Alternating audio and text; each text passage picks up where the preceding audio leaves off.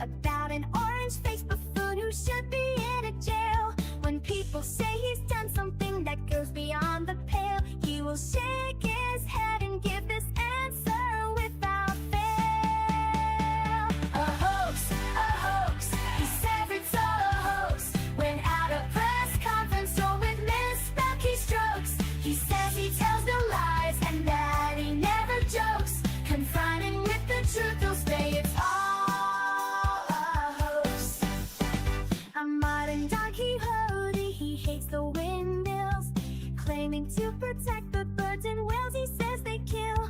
But don't believe that story, it's really just a shill. He just did not want to see them wild golfing on Scottish hills. A hoax, he said it's all a hoax. When at a press conference or with misspelled keystrokes, changing a storm path with black marker strokes. Confronted with the truth, to say it's all a hoax. Casting mail-in ballots is something that he's done. Now he wants to ban them for each and every one. He claims it's for integrity in each election, but he won't believe the results unless it's him that's won. A hoax, he says it's all a hoax. When at a press conference or with misspelled keystrokes, they'll fool you with distractions like real sugar in Cokes. Confronted with the truth, you'll say it's all a hoax. He promised to release all the Epstein files that caused all the MAGA base to react with smiles. But how long has he put it off? It sure has been a while, and now he's calling this a hoax, protecting pedophiles. A hoax, he says it's all a hoax. When at a press conference or with misspelled keystrokes, he'll keep on gaslighting up until he croaks. Confronted with the truth, he'll say it's all a hoax.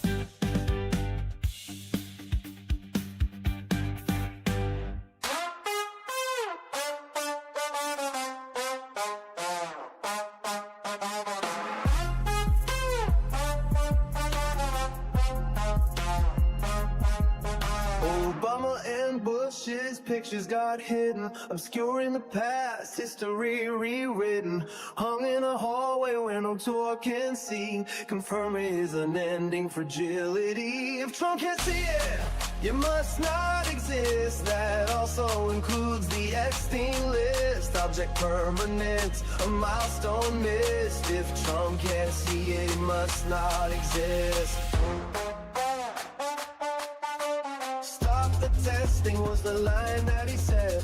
Hundreds of thousands needlessly dead. Now HHS is run by brainworm quack, hiding the truth behind his back. If Trump can't see it, it must not exist. That also includes the Epstein list, an administration run by narcissists. If Trump can't see it, it must not exist.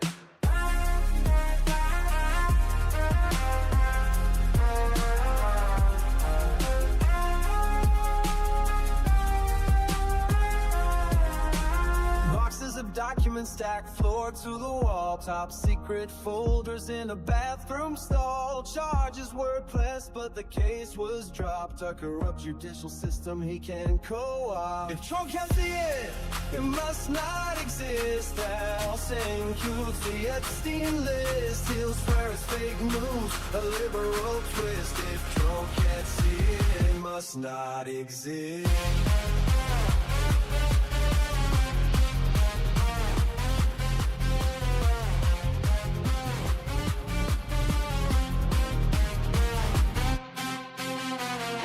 Downtown tents lining the street. Invisible people that power won't meet. Hide them away so the cameras can't find it. Proof of a system that's cold and unkind. Of chaotic secret and NDA sign. An illegal bribe, Michael Cohen fine. Trump got fined too over his gag order, but she didn't gag, cause he was much shorter. Did you catch it? It must not exist. That also includes the Epstein list. We can't let him win, we must resist. If Trump can't see it, it must not exist.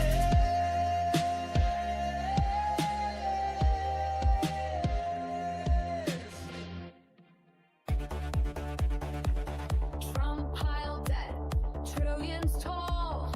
Promised Mexico would fund that wall.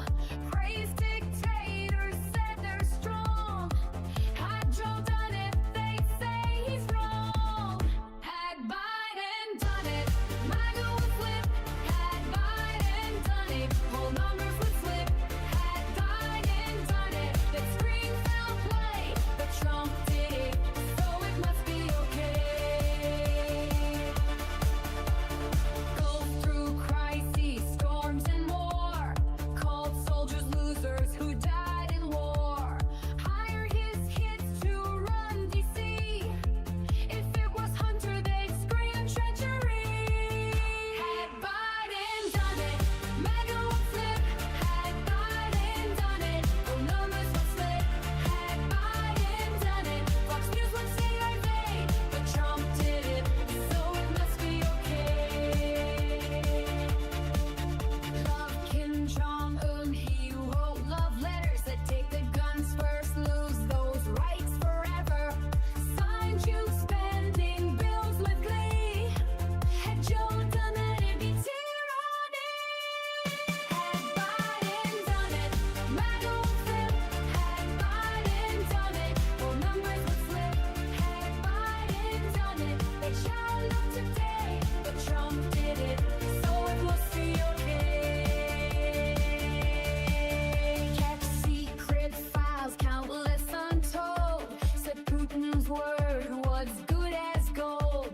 Invited the Taliban to come to U.S. soil. If Joe had done that, they'd all recoil. Had Biden done it, MAGA would flip. Had Biden done it, whole numbers would slip. Had Biden done it, they'd want him to pay. But Trump did it, so it must be okay. Double standards loud and clear. Rules for Trump, but not for peers.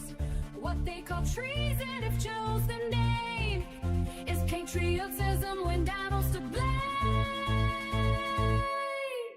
Had Biden done it, MAGA would flip. Had Biden done it, whole numbers would slip. Had Biden done it, they'd shout no way. But Trump did it, so it must be okay.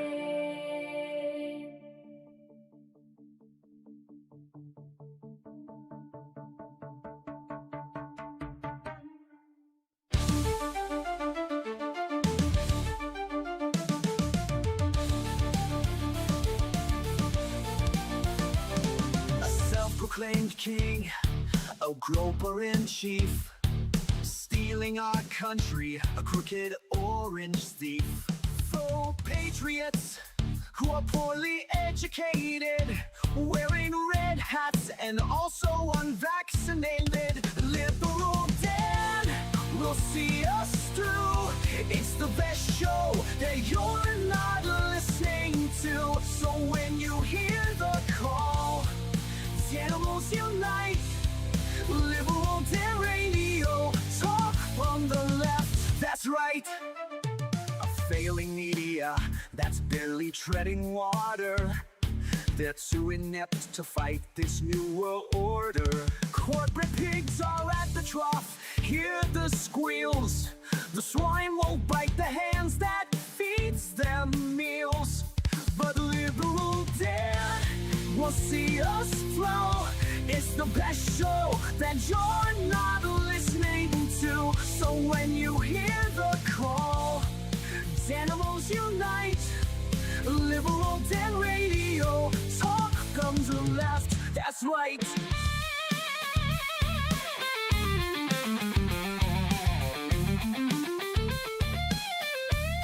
A leftist voice on air, exposing MAGA treason, breaking through their lies with facts, logic, and reason.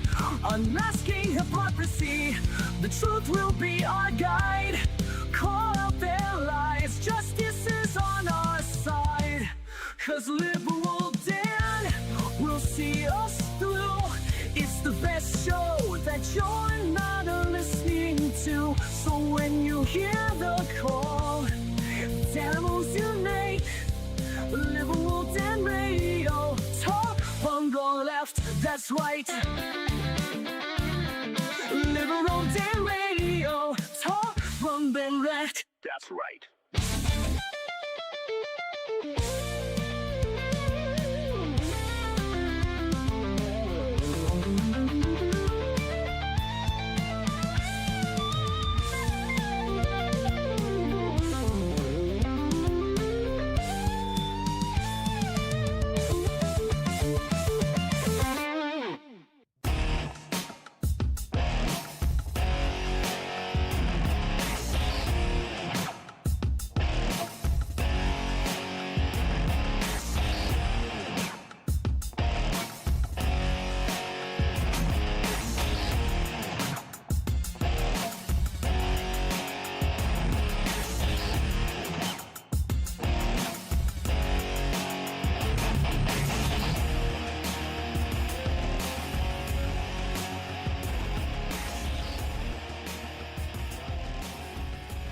And welcome back to Liberal Dan Radio, Talk from the Left. That's right, this is your host Dan Zimmerman coming to you live from New Orleans, Louisiana.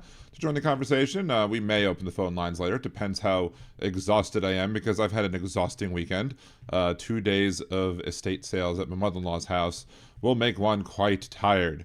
Anyway, but if you want to leave questions, comments, concerns, etc., just leave them in the chat threads, either at liberaldanradio.com, which is the YouTube channel, or twitch.liberaldanradio.com, which is obviously the Twitch channel. It helps the show. You can always remember to do various things like liking on videos, sharing them, subscribing to the channel, getting your friends to subscribe to the channel, commenting on videos, responding to other people's comments and videos, etc. Help the algorithm, because the algorithm needs more rhythm. That's the best way that we're going to grow the show. You can also become a Liberal Dan Radio patron, patreon.com/liberaldan or patreon.liberaldan.com. Both ways get you there. You can Venmo Liberal Dan at Venmo at Liberal Dan, or just scan the QR code up there, or you can go to buymecoffee.com/liberaldanradio, or just go to liberaldan.com, click the Buy Me Cider button, and you can give a one-time contribution as well, or you can super chat, super sticker, gift subscriptions on Twitch, gift memberships on YouTube, all the various ways. Do super chats, super stickers, etc. You know, have a ball. Let's say we got Orvilby over in the Twitch chat. Thank you very much, Orvilby. We've got the Mod Squad, both halves of the Mod Squad, the best Mod Squad on the internet. Jolie and Aaron, thank you as always. We got Jeff from just north of Uranus. Karen is here. Steve from across the pond. It's no Scottish, it's crap. We'll talk about what Steve wanted to rant about in a little bit because I found it and it's patently absurd. But that's how Donald Trump does things in a patently absurd way. Chad is in the chat. Thank you, Chad, again for the multiple super chats last show and whatever it is you might have coming in the mail. Petrazi, good to see you. Roxanne, you don't have to put on the red light. Anyway, Suzanne is here as well. And if there's anybody else that I missed, I'll try and say hello later. But we are all here. But anyway, thank you all so much for joining the show. I'm sure we'll have more trickling in a little bit as the show continues. I did find a new interesting tool last week, and if you've noticed, I have started using that to kind of, it's basically using artificial intelligence to look at my show and cut up my show. And the first thing I did, in order to use fewer credits than what I had used, is that I took an edit of the show that was just after the music or after all of the intros to the show, like all of the shenanigans that we talk about.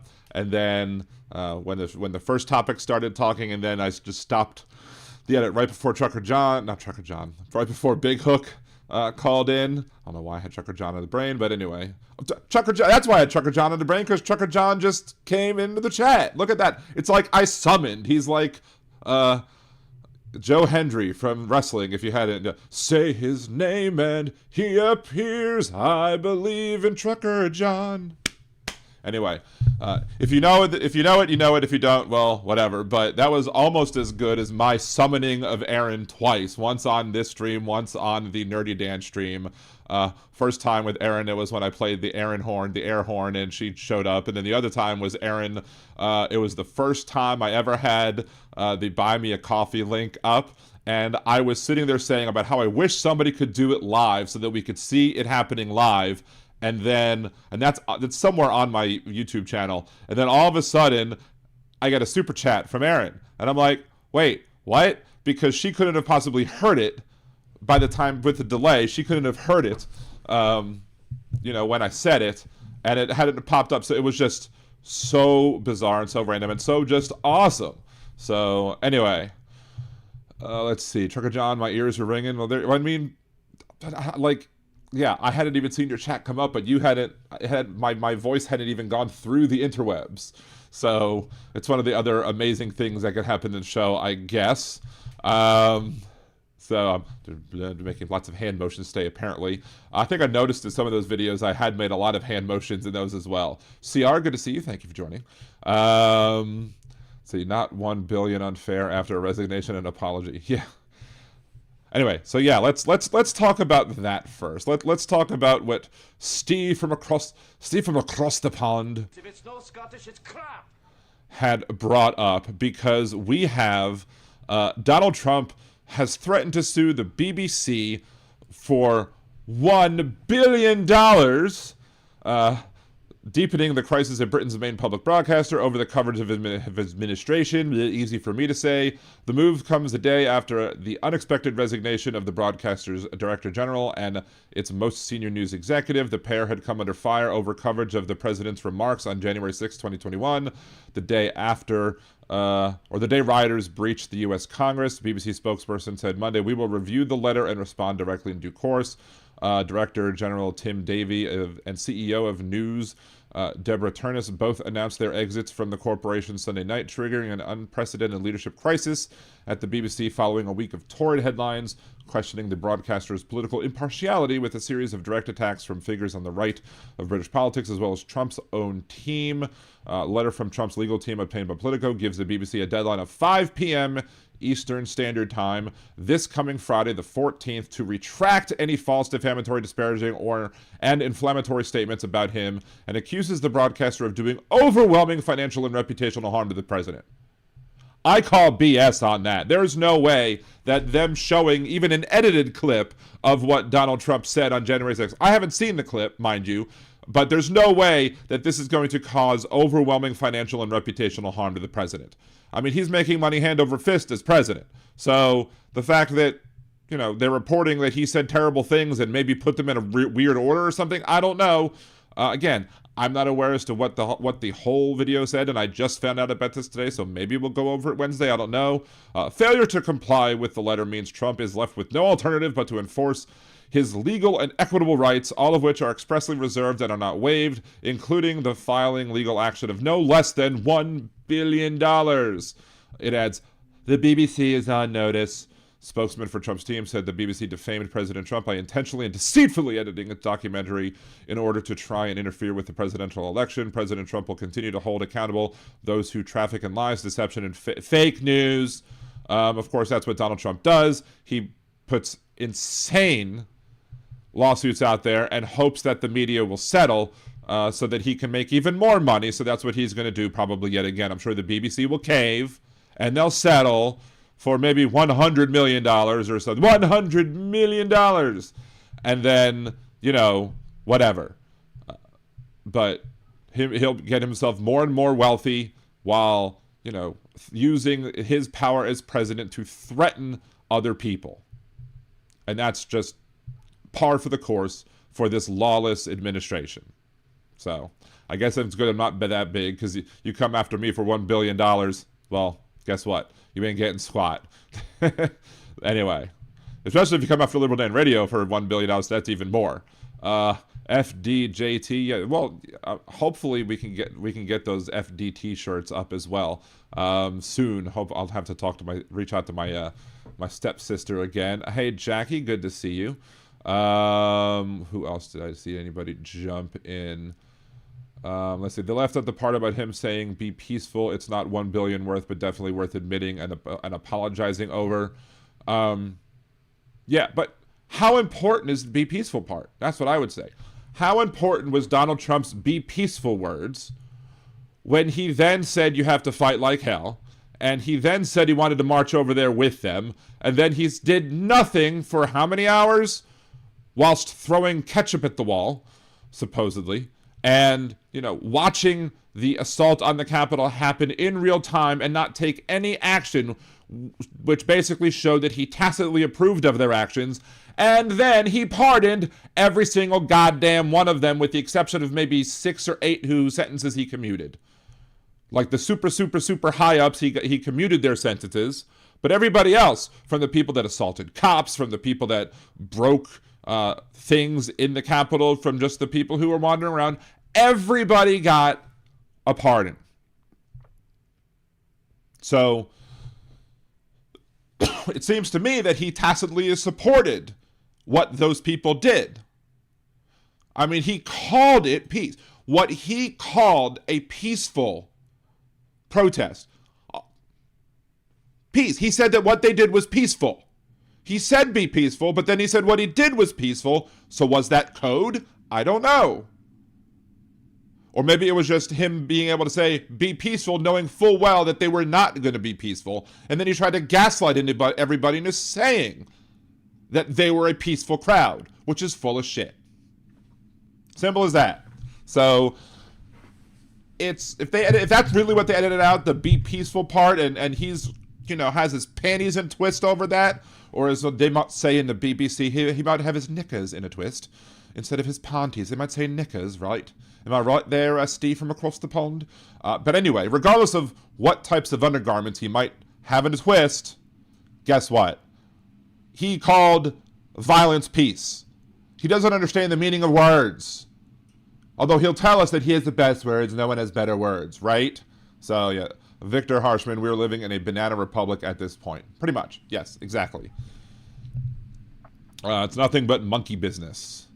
Liberal Dan, let's see, BBC is funded by U.S., by us, 23.8 million of us. I was like, funded by I thought you said funded by the U.S. No, funded by the people over there across the pond, if you will. Let's see, Chad, I mostly agree he doesn't deserve money out of it, but I think they should bare minimum acknowledge the deceptively left out the part to keep the story all hate. I don't know. I don't know if they should say, yes, we left out the part where he said be peaceful. We will leave it up to the viewers to see if that had any bearing on what they feel about the president or not. Simple as that. They could just do that. They would say, look, we admit that we left out the the people apart. They don't have to say it was purposeful or not, because who knows if it was purposeful or not. But if it was purposeful, whatever. If it was not purposeful, whatever. Because you could look up the full quote if you wanted. And then, again, he told them to be peaceful, and yet they were not. And yet he stopped them from doing anything. He didn't, he didn't stop them from doing anything specifically, or more precisely. And then he called them peaceful afterwards. So if that's what he meant by peaceful, leaving out be peaceful really didn't mean a whole hell of a lot, right? Frankly, I don't care. This administration lies so much. They are so non-truthful about almost everything that goes on. Like, why would you believe that? Why would they be believed about anything? That any omission on the part of the BBC could do nothing to make him look any worse than he already does. Thank you, Chad, for gifting 5 Liberal Dan memberships. 5 more Liberal Danimals. Thank you to Chad for that. Appreciate you. Hello, Molly. Good to see you. Thank you for joining. Joy to see you, indeed. Although I don't recognize any of those other 4 people who got gifts. So, anyway, as Donald Trump says, It is what it is. thank you. Yeah, it was a day of love. Yes, it was a day of love. I don't think Donald Trump knows the meaning of the word love either. So, BBC has some of the best programming, especially in science and technology specials. Yes, they do. Good to see you, Big Hook. Thank you for joining. Let's see. What else to talk about? MJ Daniel, good to see you. Yes, this administration is corrupt AF. I just want to give a little bit of a warning. The last topic of the show that I will talk about today, and maybe at least before we get into the phone calls, if we do get into the phone calls, because again, I had a very exhausting weekend. If I start feeling tired, I'm going to go, whatever. Might go fall asleep just, live on the air. I almost did that, I think, last Monday. That was crazy. Monday or Wednesday. I was exhausted either last Monday or last Wednesday. It was probably obvious that I was, but anyway. What's next? What do we want to talk about? What comes next? Anyway, Donald Trump and his $2,000 tariff dividends.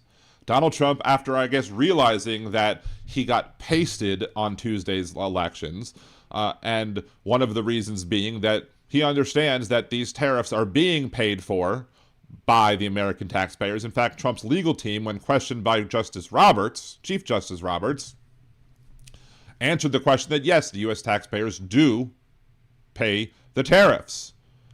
And so, according to Fortune.com, Trump's $2,000 tariff dividends would cost twice as much as the revenue coming in, budget watchdogs warn. President Trump's recent proposal to pay Americans at least $2,000 a person in a policy that he would call tariff dividends is facing sharp criticism from a budget watchdog who calculates that the plan will lose twice as much money for the country as the tariffs are generating. Writing in a weekend post on Truth Social, Trump argued that the tariff revenues could be redistributed directly to individuals in the form of annual payments, with high-income people excluded.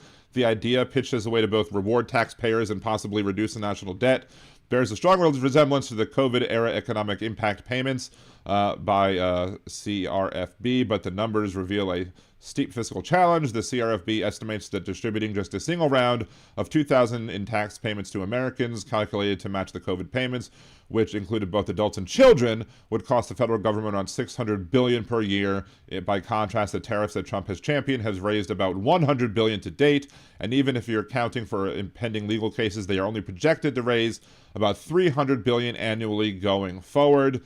Deficits could skyrocket. Well, yes, if you're bringing in $300 billion and then paying out to the taxpayer $600 billion, then yes, that's going to add to the deficit. Shocking, I know. Math is hard for some of these people. But, I don't understand. Like, if a Democrat or any progressive, liberal, leftist type person would have said, we should give $2,000 dividends to the public based off of the tariffs because they're going to redistribute them, they'll be like, oh, look, socialism right there. It's socialism doing the, that whole meme thing with the pointing with, what's his face? Anyway, it would be socialism. But when, like, for example, Alaska does. I remember Sarah Palin when she was running for vice president. she was bringing up the fact that Alaska charges the oil companies a whole bunch of money, I guess as taxes on for the business that they do in the state of Alaska, and then they pay out dividends to the people of Alaska. Why is that not socialism too? But if a left-leaning, progressive, leftist, Democrat-type person decides that they were going to do something like this, like if we were to say, let's just give UBI instead of just, this thing, they would be like, oh, that's wealth redistribution, that's socialism, they're communists, look at what they're doing, they're trying to take your money and from the rich and steal. This is the reason why people are suggesting that people are going to leave New York City, because they think that Mamdani is going to be taking money from all the wealthy people and funneling it into free busing and lower rent and free cheaper food stores or whatever, But they've been saying this about New York for at least, 10 years, or if not more? Oh, this is the year that all the people are going to leave New York City. And then it didn't happen. So next year, this is the year that everybody's going to leave New York City. And then it doesn't happen. This is the reason why. So now it's Mamdani. Next year will be some other reason why everybody's leaving New York City.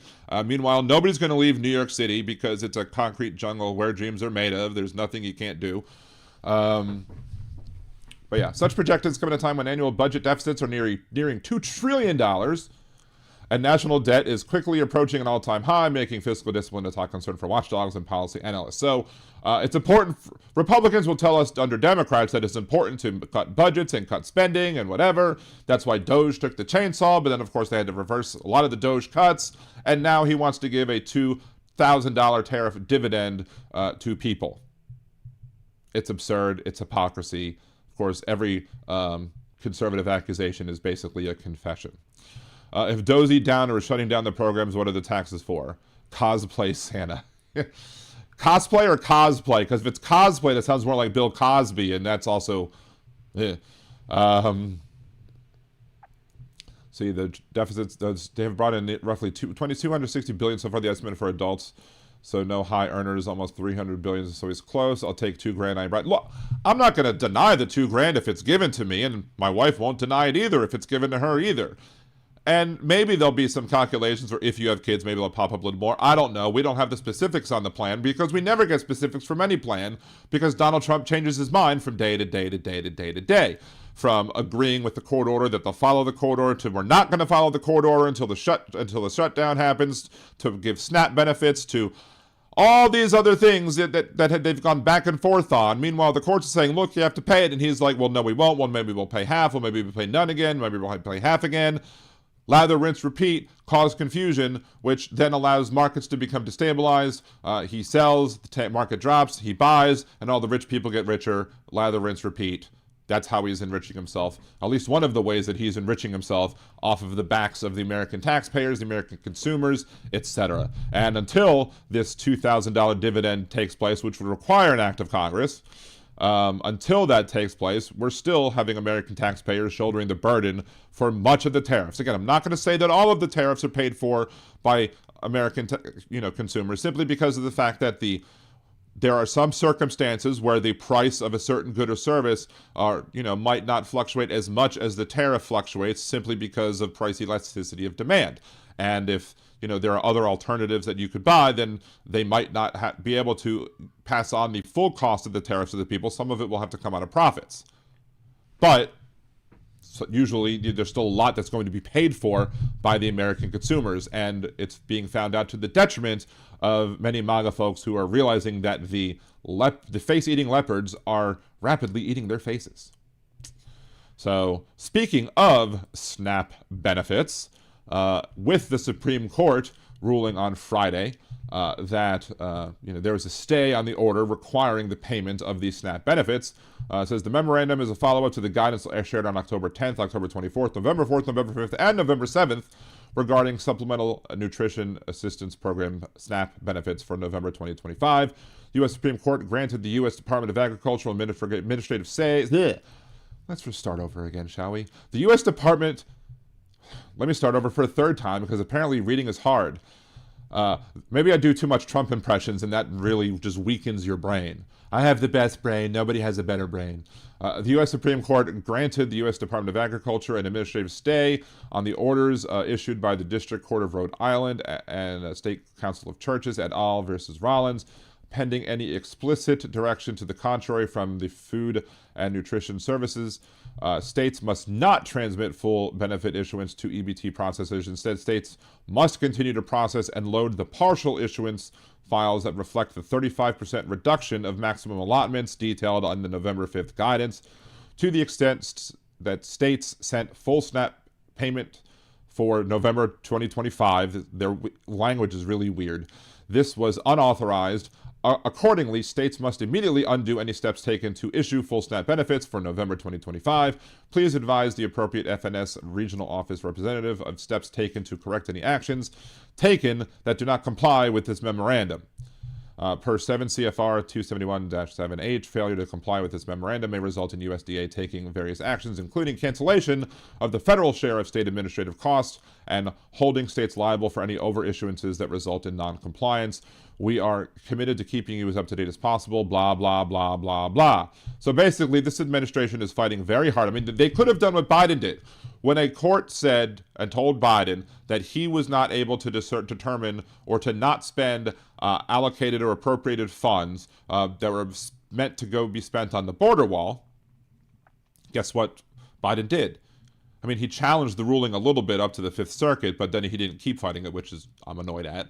But he still followed the rules and was required to then pay.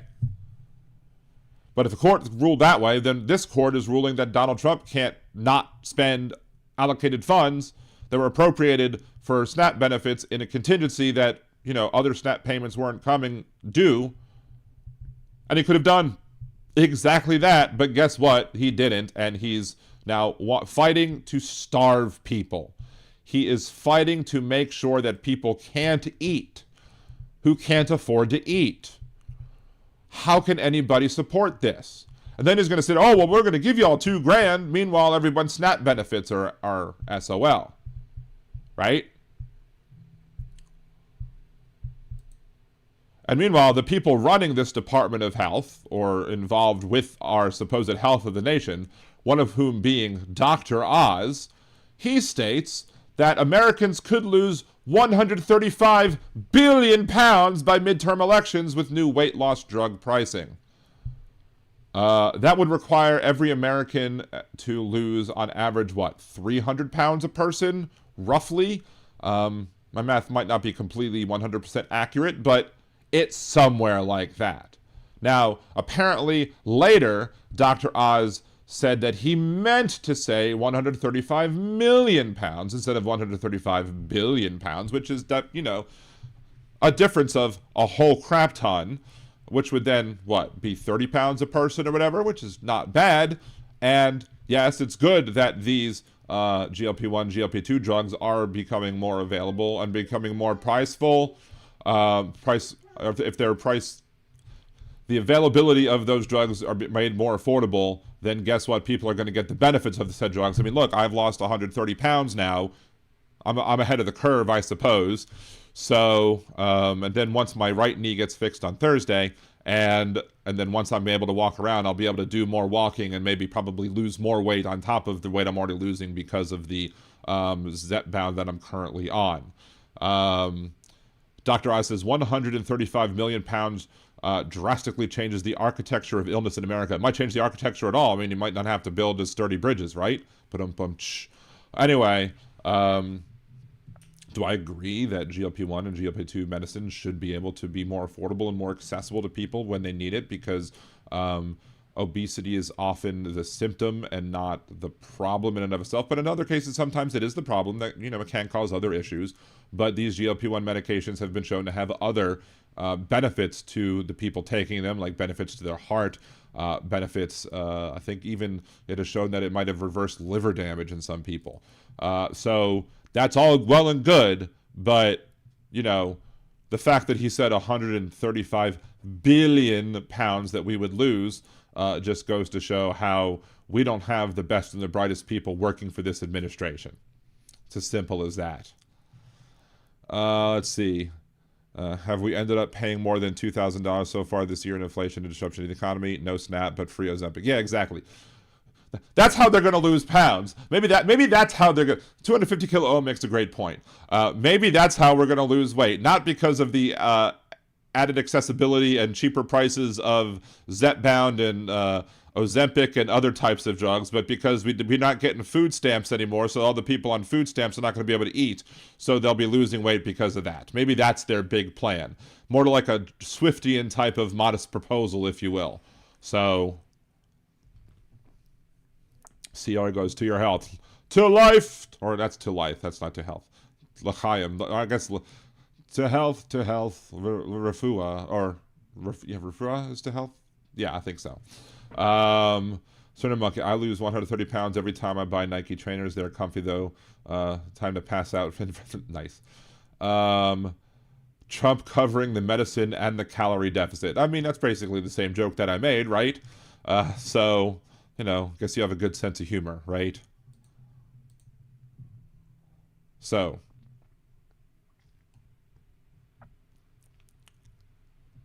we're going to record this one too, just in case, because this is going to be one of these, and you'll not see the chat for a smidge, because time for one of these, shall we?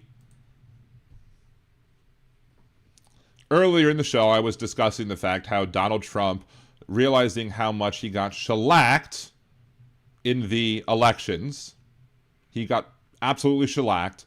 Democrats won nationwide. Nationwide is on your side, but Donald Trump isn't, and neither are these Democrats, because Donald Trump actually recognized that he got whooped. His butt got whooped in last week's elections. And now is trying to do something like, you know, let's bribe the people with, you know, $2,000, you know, as a one-shot payment for the tariff dividends. So that's his idea. But the Democrats, 8 Senate Democrats, voted to end the shutdown of the government. Apparently didn't get the memo that last Tuesday meant that the American public blamed Trump and the Republican Party for these shutdowns and resoundingly and resolutely said, F you, we're electing the Democrats. So what did these 8 Democratic asshats do? These senators who can't leave office quickly enough? What did they do? They voted with the Republicans. And what did they get for this? Nothing. They got nothing. Absolutely nothing. 100% jack squat. They got a vote, a promise that the Senate might vote on healthcare, on extending those healthcare, extended Affordable Care Act credits. They might get a vote out of it. It doesn't mean that the vote's going to pass, and it doesn't do anything for the House that'll not take that up either. It'll die on the way to the House. But they're like, that's the only thing we had on the table. The only thing we had on the table was this deal. No, you had a proposal on the table. It's not your fault. It's not the Democratic Party's fault that the Republicans refused to come to the table and be good actors and reach a compromise between the two. But no, these 8 Democrats decided that they were just going to fold, bend over for Trump and the Republicans and whatever, and basically just say, hey, we are not going to pay any attention to what the Democrats nationwide and to what the voters nationwide, especially in Georgia. Georgia, Democrats won 2 statewide seats in an off-year election. Off-year elections are better for conservatives because turnout's typically low. But we had high turnout. We had a high turnout for an off-year election, at least. We got the vote out. We sent the message. We disagree with the Republicans. And all of the American electorate, or at least the majority of the American electorate, said it's the Republicans' fault. We don't like Trump. We don't like what Trump is doing. But yet these Democrats caved and got nothing in response. You get nothing. You lose. Good day, sir. So let's see who these idiots are. I mean, it's been covered in the news, but it needs to be covered again because F you and all the horses that y'all rode in on, or maybe the donkeys you rode in on. Senator Catherine Cortez Masto of Nevada voted 15 times to end the federal shutdown, even before Democrats had extracted the promise of a vote of the healthcare tax. She repeatedly stated she did not want to inflict sweeping pain on some Americans in order to extract a solution to the impending healthcare crisis. So let's not have a crisis in one way and create a crisis the other way, because you're not going to get anything, you dumbass. The pain that you're going to cause by allowing this to happen could make whatever pain that Americans were feeling pale in comparison. But go ahead, you do you. Senator Dick Durbin of Illinois. Sure, one of Chad's favorite senators, right? Durbin is the Democratic whip, the only member of party leadership who voted with the Republicans. His likely successor is Brian Schatz in Hawaii. Excuse me, voted against advancing the deal, sticking with Schumer and Durbin in March. Says the bill is not perfect. Not perfect? It's not nothing. It's nothing. The bill is nothing. You got a big nothing burger. You get nothing. You lose. Good day, sir. Durbin says, now that the Democrats secured these wins, it's time for Leader Thune to keep his promise to schedule a vote. What wins?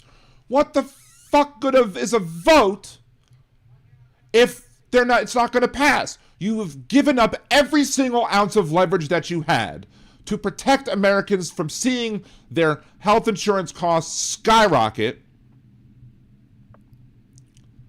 over this. When it was clear and plain as day that the American public were blaming the Republicans. You had no reason to step aside and let the Republicans have their way. John Fetterman. Well, John Fetterman's John Fetterman. We don't have to talk about him. He's useless. He's gone crazy in the head, and that's all we have to say about John Fetterman. Senator Maggie Hassan of New Hampshire. She negotiated the vote on the Affordable Care. Okay, negotiated what? Again, a vote means nothing if it won't pass. You won't pass that vote. It won't be extended, and Americans will suffer because of it. I've heard from Granite Staters who can't afford the doubling of their health insurance costs. Well, then you should have stuck to your guns, you dumbass. You should have stuck to your guns and not, cave to the Republicans and their BS. Make Thune come to the table. Make Thune at least, you did the right thing. The Democrats are doing the right thing in asking for many things, and they even retracted that a bit to say, look, we will stop if you give us an extension, 1-year extension. That's all they asked for. A clean 1-year extension, allow some debates to take place. Did that happen? No. Why? Because these 8 Democrats are idiots. Tim Kaine, probably the one that I'm shocked at the most. Kaine represents about 150,000 federal workers affected by the shutdown. Says the legislation will protect federal workers from baseless firings, reinstate those who have been wrongfully terminated during the shutdown, and ensure federal workers receive back pay. Kaine admitted Sunday night that he was a latecomer to the group, saying, I joined it 48 hours ago, not for lack of interest. Well, in 48 hours, you screwed over those people in your state, because a lot of them are going to be screwed over when they don't get their health care costs covered that they need to, and more people are going to choose to go without insurance because the Trump administration is not going to enforce the mandate. So guess what? More people are going to be uninsured, which means more people will have, skyrocketing health costs if something to their detriment happens. Angus King of Maine, an independent who caucuses with the Democrats. He was a key negotiator on the deal struck to guarantee a vote on the tax credits once the government is open. And it's not going to pass. You're a dumbass too. As former governor of Maine, King pointed to the pain the shutdown is causing. And that is a pain, again, that the nation as a whole said it's the Republicans' fault. The Democrats are not to blame. The Republicans are the ones to blame, or at least the Republicans are the ones that are mainly to blame. And you just threw that away because you're a fucking moron too. Jackie Rosen of Nevada. Rosen joined her fellow Nevadan Cortez Masto to advance the deal, representing a state where 95,000 Nevadans utilize the ACA tax credits, and they're going to be screwed because you didn't use the power that you had as the minority power, the minority party, where you could basically go, hey, we're not going to give in until you guys give us what we want in these tax credits for the Affordable Care Act. She goes, Trump and his Republican cronies on Capitol Hill do not give a damn about hurting working people. Right, which is why you shouldn't believe them that you're getting anything of value here. You traded the horse for some hay. Jeanne Shaheen of New Hampshire was original sponsor of the legislation that created the enhanced Obamacare tax credits that have been central to the shutdown dispute. Like Durbin, she is retiring from that. And that's the other thing. Durbin and Shaheen are retiring. They had no political reasons to do this. They could have just said, we're going to do the right thing and use our power as the minority, the only power that we have in the minority. We're going to use that power and continue this filibuster until they come to the table. Force them to come to the table. Because, again, the American public blames the Republicans and not you. And now what have you done? You've shown that, what? 6 times 8 is like 1/6 to 1/5 of the Democratic Party in the United States Senate are spineless, gutless, brainless cowards who all need to be replaced with people who are Democrats or who will caucus with the Democratic Party. Because I'm not going to say that we should replace them with Republicans, because that would be, cutting off your nose to spite your face. But they need to be replaced. They need to be primaried in states where they have primaries. If there's none of these states with jungle primaries, they need to otherwise need to be convinced to step down and be replaced with other Democrats or other independents who will lean to the left and caucus with the Democrats and say, we are going to be the ones who will stand up to the Republican bullies and who aren't going to give away the entire farm for the promise that you might get some crops out of it afterward. You might. It's completely and utter BS. And head is just exploding. When I saw that come on the news on Sunday, that there was a potential deal coming and that the deal wasn't going to include a requirement to extend those tax credits, I'm like, I know what I'm going to be talking about on today's show. Because when Democrats do something fucking stupid, I am going to be critical of them for being fucking stupid. And to Schumer's credit, he didn't join in. To the credit of the vast majority of the Democrats in the Senate, they didn't cave either. But these 8 were all you needed. As a TV show said, 8 is enough. 8 was enough to screw this country over. 8 was enough to completely derail any momentum that the Democrats have. Because now what are the people going to say? Oh, we've lost our tax credits because these 8 spineless Democratic cowards who caved into the Republican Party and believed them. It's just like Lucy with the football yet again. Charlie Brown's, oh, maybe this time I'm going to get to kick the football. Nope. Take the football away. You don't get to kick the football. Same thing goes with these 8 losers, these 8 Democratic idiots, these spineless senators who keep thinking, I guess, that they're going to kick the football. Now, one of the MSNBC folks this afternoon was even like, do you trust the White House? No, I don't trust the White House. Then why are you making this deal? Because it wasn't a deal. Calling this a deal is, an insult to the name of deals. Because this was just a giveaway. You gave away everything to the Republicans, including the momentum you had last Tuesday. And I might have said that 5 times in this video, but I don't care because I'm pissed off and this is a fat man rant, so you're going to get a much more animated me for this fat man rant. And if you're pissed off, leave your comments down below as well. And let these 8 spineless senator coward Democrats, 7 Democrats and 1 independent, let them know how stupid they are and how they failed. We need the green arrow right now. You have failed the Senate. Whatever.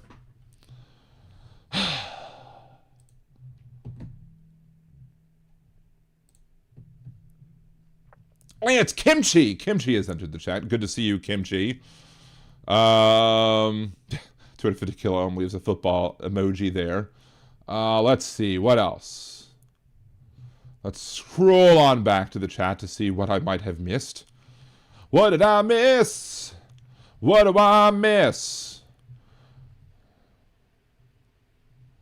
Schumer needs to resign for not keeping the Senate together. That's a good point, Karen. That is a very good point. That Schumer, even though he didn't, he could have just convinced one of those morons to stay on board, and we would be fine. But yeah, he had a job to do, so he should resign for that. But at least he stuck with it and still voted against it.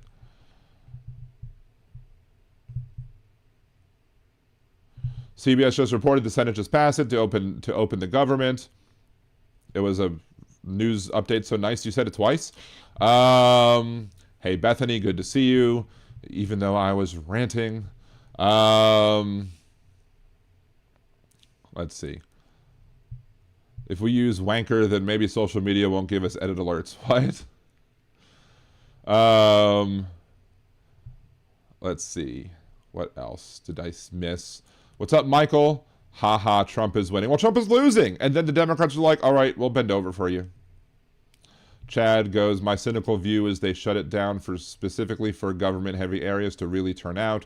Not saying it's true, but damn, the timing matches. I said that on Wednesday. I mean, you were predicting a cave, and I was like, well, if they cave, I want to be pissed. And they caved, and I'm pissed. Aaron, don't be like me. Hit that like. Well, I'm sure you've hit the like now, so be like Aaron now. Don't be like Aaron 20 minutes ago. Let's see. Steve, Serena Monkey, whatever. Honestly, I know you all got this thing with Dems today, but the BBC thing drove me up the wall. 31 pounds from me. F right O. Give them a good roll-ring. Let's see. Serena Monkey, but now they have to swear in the vote needed to release the Epstein files, or am I being stupid? I mean, they're going to have to come back and vote on this in the House. So if they have to come back and vote on this in the House, and so the House is doing official business, I can't imagine that Mike Johnson will be able to get away to not swearing in the last vote. But, you know, Jeff Goldblum says nature finds a way. I guess idiots find a way too, and corrupt idiots more, you know, even better or even worse, whatever. He might very well find a way to avoid swearing her in yet again, but he'll find some stupid excuse. But he shouldn't be able to. Still doesn't mean that Nike Johnson will reopen the House. We had so much momentum after no kings in the elections, and 7 Dems effed it all up. Yep, 7 Dems and 1 independent who leans with the Dems. Let's see. Suzanne, I don't think anybody donated 31 pounds. I think that's what they pay to the BBC. To Tim Farrell, the laziest healthcare plan in the history of any plans of any kind ever. Here's a couple grand. You figure it out. Yeah, pretty much. And look, most likely, whatever's going on with healthcare, it doesn't affect me. It's not affecting me at all because I have a private-based health plan, and it's not getting rid of the requirements of the Affordable Care Act. It's just getting rid of the subsidies for the people who use or at least the extended subsidies for people that use the exchange. So it doesn't affect me at the moment, but it could at some point in the future. But even if it never would affect me in the future, I'd still be pissed off because these Democrats are fucking cowards. Hey, Dawn. To see you. Victor says going to watch Bernie on Rachel real quick. You do you, brah. You can always come back. It's no problem. Yeah. Dick is retiring this year. That's why he joined. But Dick retiring is the reason why he shouldn't have joined. Dick Durbin retiring is the reason why he had no reason to cave. He didn't have to be afraid of voters. He could have stood his ground and done the right thing. But he did the wrong thing. And now the leopards are going to eat his face too. The Republican version of the leopards. Suzanne, when will they reinstate our SNAP benefits? Well, supposedly they will reinstate the SNAP benefits once the government reopens. At least that's what Trump said. But if you believe Trump for anything, he says, you know, I have a bridge in Brooklyn to sell you. Suzanne says the final vote is Wednesday, next Monday at the earliest. I mean, if he gets everybody. I mean, he did tell people who were in Congress, in the House of Representatives, to start making their way back in post-haste. But we'll see. We'll see what happens. No, you're not, Jeff. You're in the J Squad. God bless the J Squad. Jolie, as a Jeffrey, I looked down on the Jeffrey, and God forbids the G Jeffs. Thank you, Kimchi, for supporting my rant. Haven't done a fat man rant in a while, so it's good to be able to have one coming up. Yeah, Aaron and Jolie are the mod squad, but there's the mod squad, and there's the J squad. And Jolie just happens to be part of both. The intersection of Jolie is the intersection of the J squad and of the set of all J squadders and the set of all mod squatters. So a little math lesson for you today on Liberal Dan Radio, Talk from the Left. That's right. Just again, a little warning. Ooh, hitting my. Let's push that in so I don't hit it again. Just a little warning for something that we're going to be talking about in a few minutes or a little bit. We are going to be covering the topic of rape culture and the rape case in Oklahoma. So just giving you fair warning that if the topic of frank discussions of sexual assault and rape are bothersome to you, then I will fully understand if you feel like you have the need to back out and not participate in that part of the show, simply because of the fact that I understand that it can be triggering to many people. I just want to let everybody know with plenty of time, and I'll remind you once or twice that that's going to be coming up soon. But again, I don't know if this is going to be another fat man rant or if this is just going to be another rant in general that's not labeled a fat man rant, simply because of the fact that, this is some bullshit right here. See, Victor Harshman, we got a notice from Providence Health that our ACA insurance is going up $400 a month, and we just have a bronze plan. Ugh, that's terrible. Josh, Jolie also eats Cheetos with a fork. The crunchy ones or the soft ones? Yeah, sums. Let's see, and because I remember when I was on an ACA plan, it was well, when I was on an ACA plan, I actually just during the pandemic I got shunted over to Medicaid because they were like, nope, you don't make enough money at the moment. So let's see. So Jolie, I got all into it with a PC builder channel guy once, small streamer, all friends, just a me thing. Calling arithmetic math is like learning the alphabet and calling yourself an author. Fair enough. Both, Liberal Dan. Yes. Both. Both is good. Anyway. Let's turn off that thing. Let us kind of check that.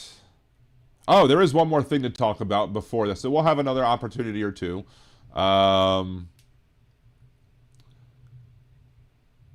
Wait, someone who said what? Is it the art of the deal personified? I guess. I don't know. I missed something. See. It's okay, but have a $9,000. Oh my God. I cannot believe a $9,000. Is that a full family deductible or is that a $9,000 individual deductible? Because that's terrible. To be able to have I guess that's one failure of the Affordable Care Act, is that you should not be able to have a $9,000 deductible before you start getting into cost sharing, unless it's a $9,000 deductible and then everything else is covered at 100% totally. I mean, you do get your preventive care. I mean, so there is preventive care, like you'll get your annual well visits. For women who get breast screenings, whatever. So those should be covered at men getting colonoscopies, or women too, I guess. 100% first dollar coverage for all of the preventive care issues. But still, a $9,000 deductible that's some BS. The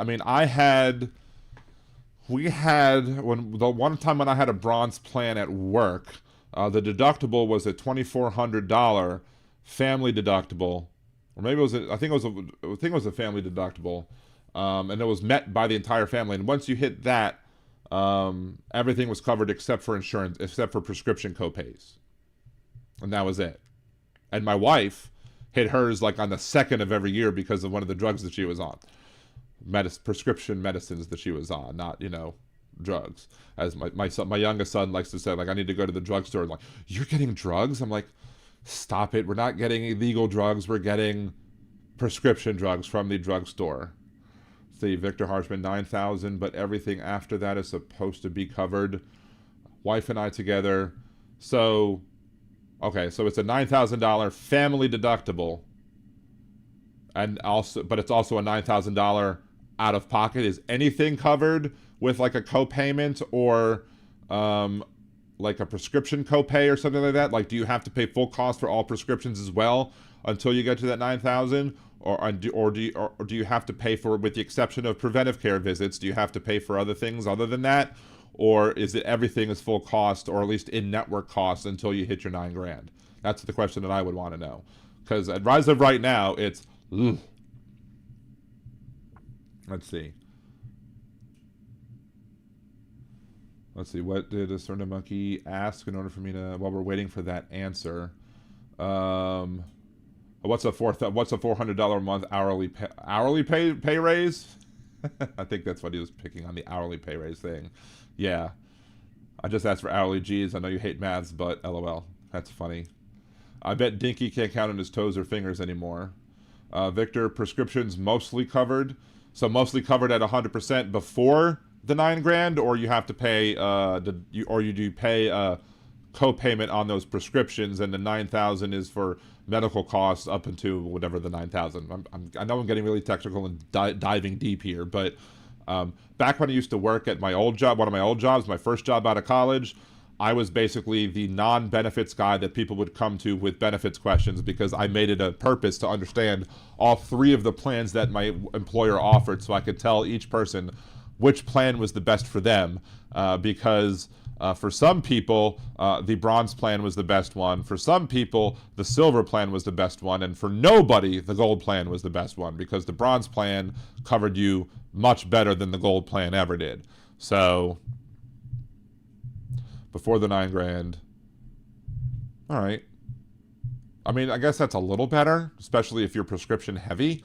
I don't know if you're prescription heavy or not, but I guess what I would ask though is the 400 increase. It's being increased by 400, but what's the base? What was the cost last year before? And here's the other question that I have, and here's the other question I'm thinking about, is because the reason that they included these subsidies is to allow people to get them ahead of time and then have them, I guess, rededucted back, or not have the tax credits on their taxes. If I'm correct, and I could be wrong, it's very well possible that you could get, you still might get the tax credits after the fact, but the problem is that you get the tax credits for the year previous, credited, I guess, as an offset by the subsidies that are paid by the government. So I don't know if they've eliminated the subsidies and the tax breaks, or if it's just the subsidies. So it's very well possible that somebody might have to come out of pocket.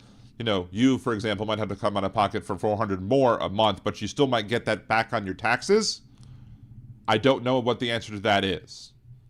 I haven't done enough research into that to determine if that's the case or not. But even if that is the case, and you're going to get it back on your taxes in, 14 months or so? Or more than 14 months, because you have to wait for the end of this year.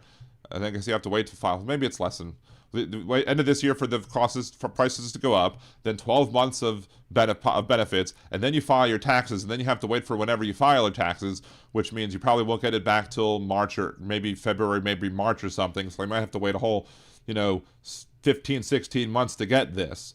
So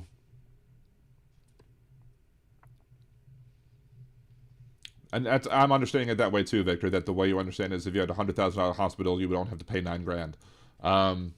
Which makes sense, and that's how it should work, unless for some reason they made, unless there's an individual deductible included, because sometimes if you have a $9,000 family deductible, it might be split $4,500 and $4,500. For example, me and my wife have our individual deductibles, and then we both have maximum out of pockets.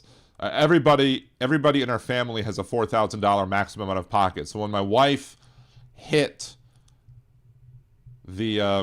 when she hit her maximum out of pocket for the year, then we still had to pay some things, but her costs stopped. But then when I hit my maximum out of pocket, the $4,000 individual of mine, or at least I got us up to the $8,000 family out of pocket. So basically my and my two kids' benefits, or whatever we charge, gathered up that other $4,000, combined together for the $8,000, and that's what you do. So I don't know. The subsidies are calculated on your yearly gross income. I understand that, but subsidies are also calculated on your yearly gross income to offset tax credits. So I don't know if by eliminating the subsidies, do they eliminate the tax credits that go along with it? Or if somebody was able to pay the increase, like you're paying $400 extra a month in your Affordable Care Act plan, if somebody's able to pay that initial upfront cost of $400 extra a month every month, is that person then going to get that 400 times 12, i.e. $4,800 back on their tax return when they submit their refund for their year 2026 taxes? That's my ultimate question when it comes to that. So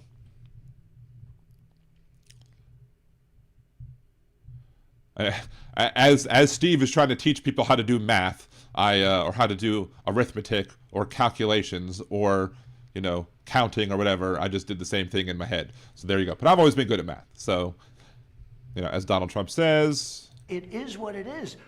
Thank you. Steve, people in America can't spell arithmetic, and so they say math. People in America also can't say aluminum, apparently, properly.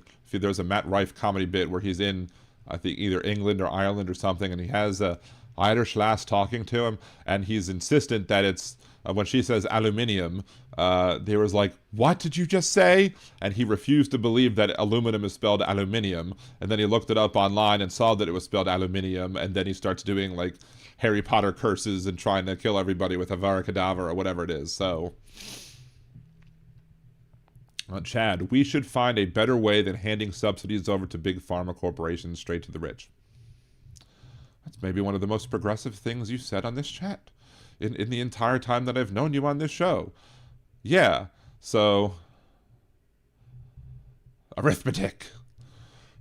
But yeah, yes, I agree with you. You know what would be a better way to handle healthcare? Let's do Medicare for all. That would be a great way to handle it, so that we could, you'd still be giving some money to the people because the Medicare for all still pays the private interests and the private parties, like the doctors and the hospitals, etc. But everybody gets even if you allow people to opt in to Medicare for all instead of like the private healthcare plans, even insurance plan, that'd be great too. I would be more than happy to spend $500 more a month in taxes to lose my $1,000 a month premium. But, big fuck you to Chris Matthews and everybody else who decided that they were going to, make Elizabeth Warren look stupid for proposing a plan that would be better off for the majority of Americans. But hey, it is what it is. Medicare for all would cause things like what happened to Big Hook today to happen. I must have missed what happened to Big Hook today. Big Hook, what happened today? Were you denied something? I mean, I had Medicaid, and for the time that I was on Medicaid, from the end of 2020 till they finally kicked me off in end of 2024, it was the best 3 full years of medicine that I've had. It was great. It was wonderful. I had no complaints whatsoever. Well, maybe once when they stopped covering the Trulicity. But I had one complaint in 4 years until I got kicked off. And then I had to pay $800 a month with my health insurance plan at work. And then that got bumped up to $1,000 a month with that plan. So, anyway.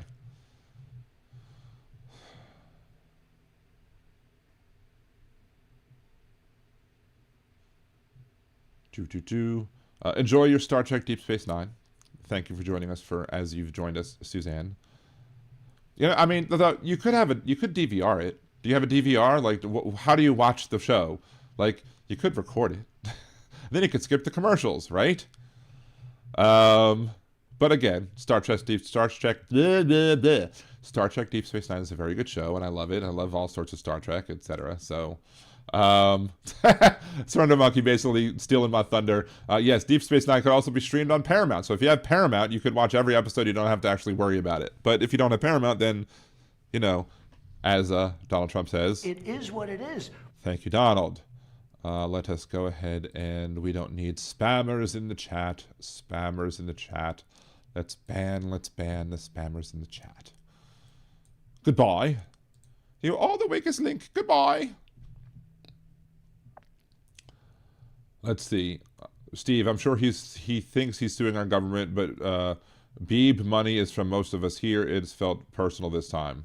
Yeah, he's not only suing your government or whatever, but he's suing our government too, because he wants us to also pay, to settle a debt with him. Of course, with us, it's maybe like $1 per adult instead of the 30-something pounds or whatever that you might.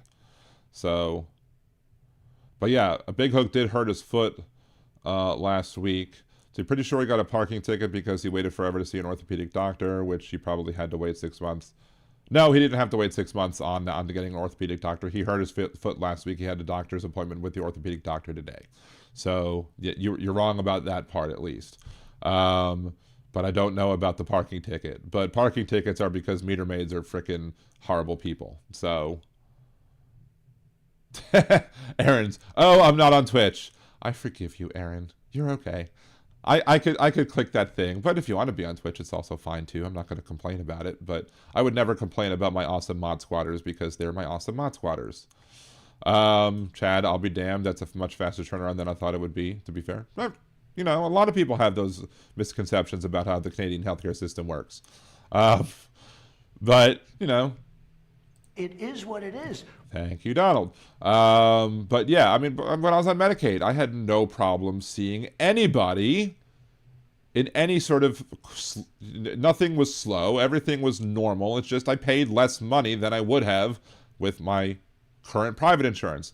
I see no difference between what got covered on Medicaid and what got covered as part of a private health insurance plan, with maybe the exception of the fact that I finally got back on Trulicity instead of being, or I got on Zepbound when before I was on Trulicity or whatever. Susie Jones, I have a degree from FU and I am mad AF. A lot of people are mad AF, right? See, I'll not sleep for ages after ranting so late. Yes. Sleep, although I didn't sleep because for some reason my left knee, which is the one that was replaced, has been giving me fits and shits for the last 2 days, and I've not been sleeping well with it, so it sucks.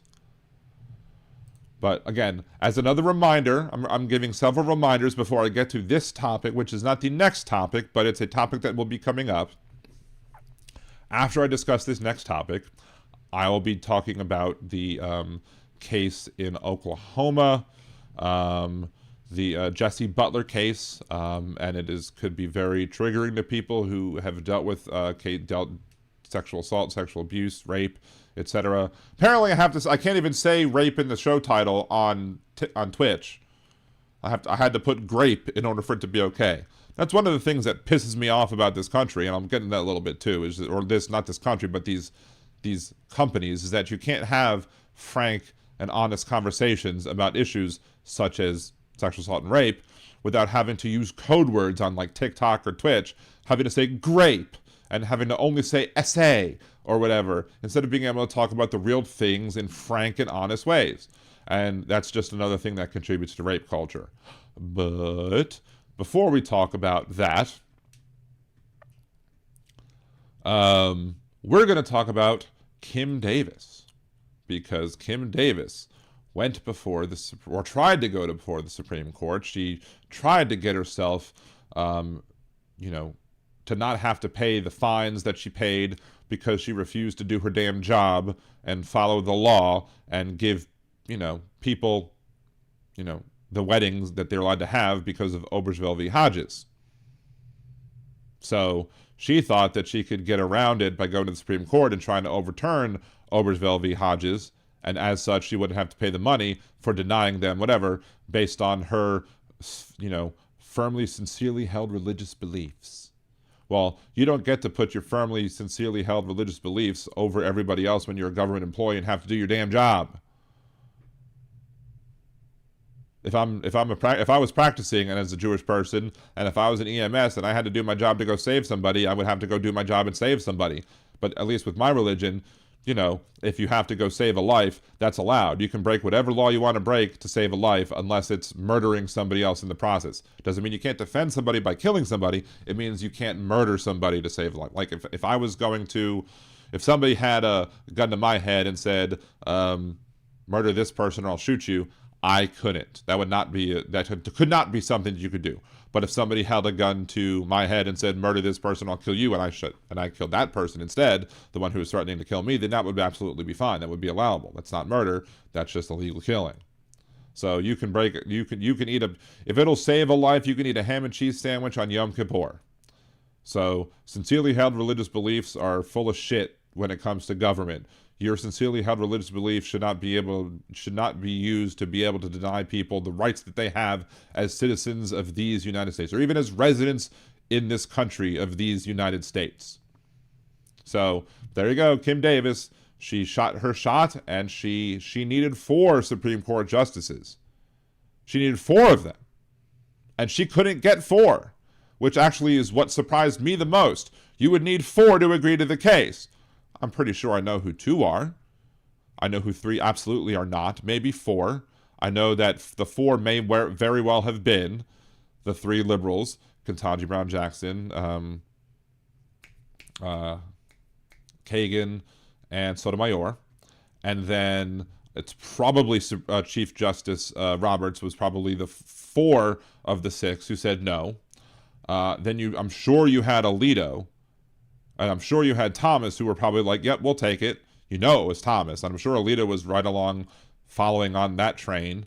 My guess would have to be it would probably have been Kavanaugh, would have been 3rd, with Barrett and Gorsuch being the other 2, being shockingly reasonable. But I could be wrong, and because these all happen behind closed doors, you don't know unless they decide to let us know.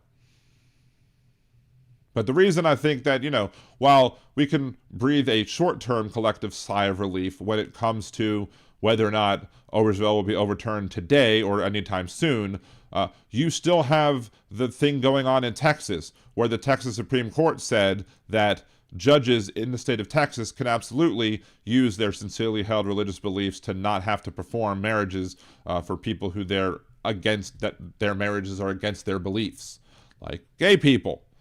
LGBTQA folks could be denied marriage by the Supreme Court, by the Supreme Court in Texas, at least in the state of Texas. And then what happens? Or if you're somebody who wants to be married and you're in a same-sex relationship and you live in Texas, are you going to challenge that? Because if you challenge that, then guess what? That goes up the level, that goes up to the Supreme Court, that gives the Supreme Court the opportunity to say, okay, we're going to rethink Obergefell now. So maybe that's what the Texas Supreme Court was thinking, is that if they, can just say this, and if nobody risks challenging it, then by default, Obergefell v. Hodges is no longer the law of the land in Texas anymore, if the judges can deny people the ability to get married simply because of that. So then if you're challenging it, you have to question, do you challenge it and risk overturning gay marriage for everybody? Or do you just go get married in another state? Or do you find another way to get married? Whatever. But if you're in a deep, deep red part of Texas and can't make it to one of the bluer areas where you might be able to find a judge who will be happy to, give you your marriage license, issue the license, perform the ceremony, etc., then fine. But if you're not that, then either you're screwed and you can't get married, so you're denied equal protection under the law, which is unconstitutional, or you're forced to then challenge it, which then puts everybody's rights who might be in a same-sex marriage at risk as well. Damned if you do, damned if you don't, and I'm sure the people in Texas know absolutely this, and that's why they're taking the steps that you're taking. So let's see. Steve, he claims to be independent. I told him he thinks both sides are the same. It's just a closet Republican who is too embarrassed to admit he's a Republican. Kind of reminds me of somebody else I know. Let's see. They are waiting for a better case, don't you think? I mean, that's what I just said. They are potentially waiting for the Texas case or whatever. Maybe. I don't know. Maybe Coney Barrett and Gorsuch and Roberts are like, look, this is settled law. We're not going to deal with this anymore. And if that's the case, good. But I'm not holding my breath either. But even if they don't want to take the case, then what are they going to do? Even if they decide to not take the case of people coming from Texas, then that still leaves Texas as Obergefell free, which means there now will be only 49 states where your marriage rights are fully protected, and then Texas, where your marriage rights are not fully protected. And it doesn't necessarily have to affect gay marriage. Like, for example, if somebody is a Catholic judge who sees somebody who is a Catholic and a Jewish person, like my wife and myself, wanting to get married, perhaps they would be able to deny that one too. And then you would try and that might be the best case to try and overturn the Texas Supreme Court ruling, because then you would be dealing with a non-Obergefell case, which may very well be how people might want to challenge this Texas Supreme Court ruling. But, you know, it is what it is. I'm sorry. I took your line, Donald. Don't sue me for $1 billion. It is what it is. Thank you, Donald. Hey, Kevin, good to see you. Thank you for stopping by. Let's see.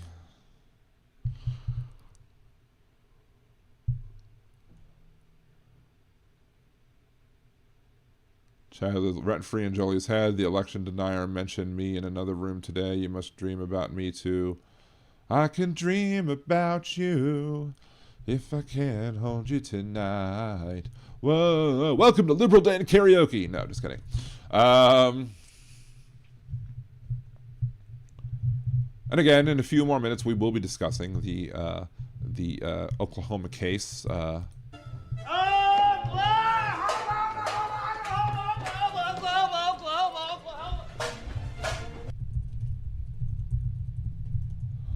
We actually have another thing I do want to talk about.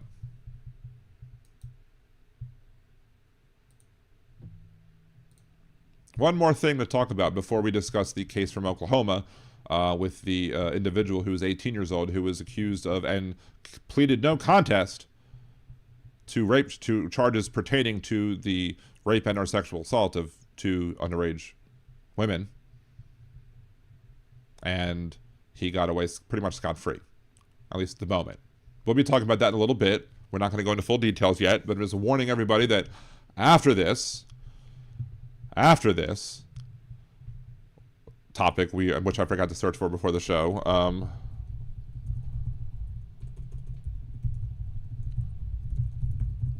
let's see, type that out real quick.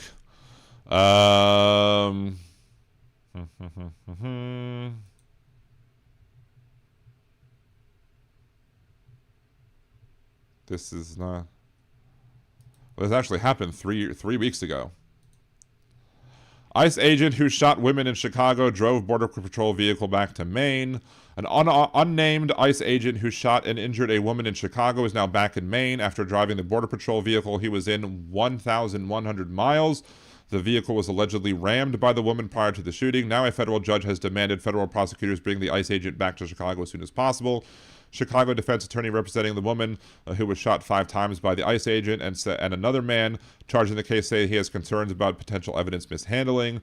He is asking not only that the ICE agent be returned to Chicago, but the vehicle as well. Marimar Martinez, the woman shot and wounded, and Anthony Ruiz both face charges of using a dangerous and deadly weapon to forcibly arrest, blah, blah, blah, blah, blah. Let's see. Lawyer for U.S. citizen, this is from 6 days ago, say shooting was not in self-defense. Lawyers representing a U.S. citizen who was shot by an immigration agent last week in Ontario, California, are pushing back on the claims that the government has said the officer was acting in self-defense. This might actually be a different case or whatever. I'm more talking about the one that fled to Maine. Attorney Christopher Parenti, who is representing Martinez Ruiz, body cam footage shows that agents ramming Martinez, contradicting the ICE version of the events. When ICE agents got out of the vehicle, prosecutors say Martinez drove to her car towards the ICE agent, who was driving as she left the scene, prompting the agent to fire 5 shots. Parente says body cam footage shows the ICE agent aiming his assault rifle and shouting, "Do something, B-word," moments before opening fire. Parente is demanding all text and communications from the ICE agent who fired be preserved, that any repairs, inspections, or even car washes performed by the SUV be documented, and that all ICE and Homeland Security communications, in this case including emails, texts, and notes, and internal documents, be retained. Both suspects have pled not guilty. If convicted, they face 20 years in prison. It's unclear where the ICE agent traveled to in Maine. CBS 13 asked the regional ICE spokesman today, where is the Border Patrol agent involved in a shooting? We have yet to receive a response. So the body cam evidence shows that what ICE said about the case was not the case. And this is why we say that all cops are bastards, because not only will they act badly, they will act badly in defense of other people who are acting badly within the departments. This wasn't an ICE case, but again, take the Laquan McDonald case, who was shot by a police officer multiple times outside of a Burger King. And the first thing that the police officers did in that case was go try and snag up all of the video camera footage from the stores around the area, not to protect them as evidence, but to protect their fellow blue line member, because the thin blue line is thick indeed. So when you have ICE acting like an immoral, criminal organization who doesn't give a crap about Supreme Court rulings, doesn't give a crap about actually enforcing the actual law against actual people who they're supposed to be enforcing it against, and who will pick up anybody, regardless of their citizenship status, regardless of their being here legally or not, then yes, we're going to have people who are going to want to say that we need to stop ICE wherever and whenever possible. ICE is lawless and needs to be disbanded. Now, we can all have our disagreements on whether or not, or agreements or disagreements on whether or not the police should be defunded, but ICE should at least be disbanded and replaced with at least another department with brand new leadership, a brand new culture, who are going to, do what they're supposed to do, going after the so-called worst of the worst, as Donald Trump claimed that they were going to do. But no, now they're just going after the low-hanging fruit. Now they're going after the people who have committed no crimes. They're going after people who are documented workers, who are here legally under our immigration laws, under our work laws, etc. And they're shooting people and claiming that what happened in the shooting is not really what, happened during the shooting. Simple as that.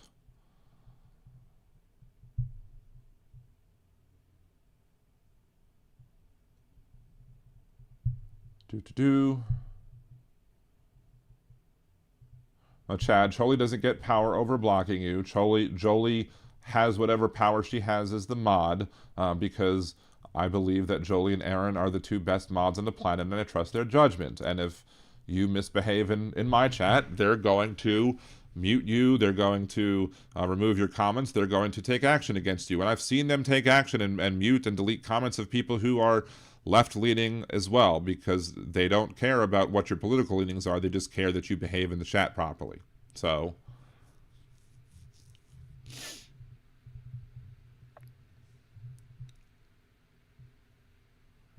let's see. I mean, I'm all about getting receipts when I'm having discussions on Facebook or whatever, just in case somebody does block me, but to kind of prove my point. But still, whatever. As Trump says, always. It is what it is. Thank you, Donald. Let's see. Let's go ahead and delete that. Let's go ahead and delete that. Let's go ahead and delete that.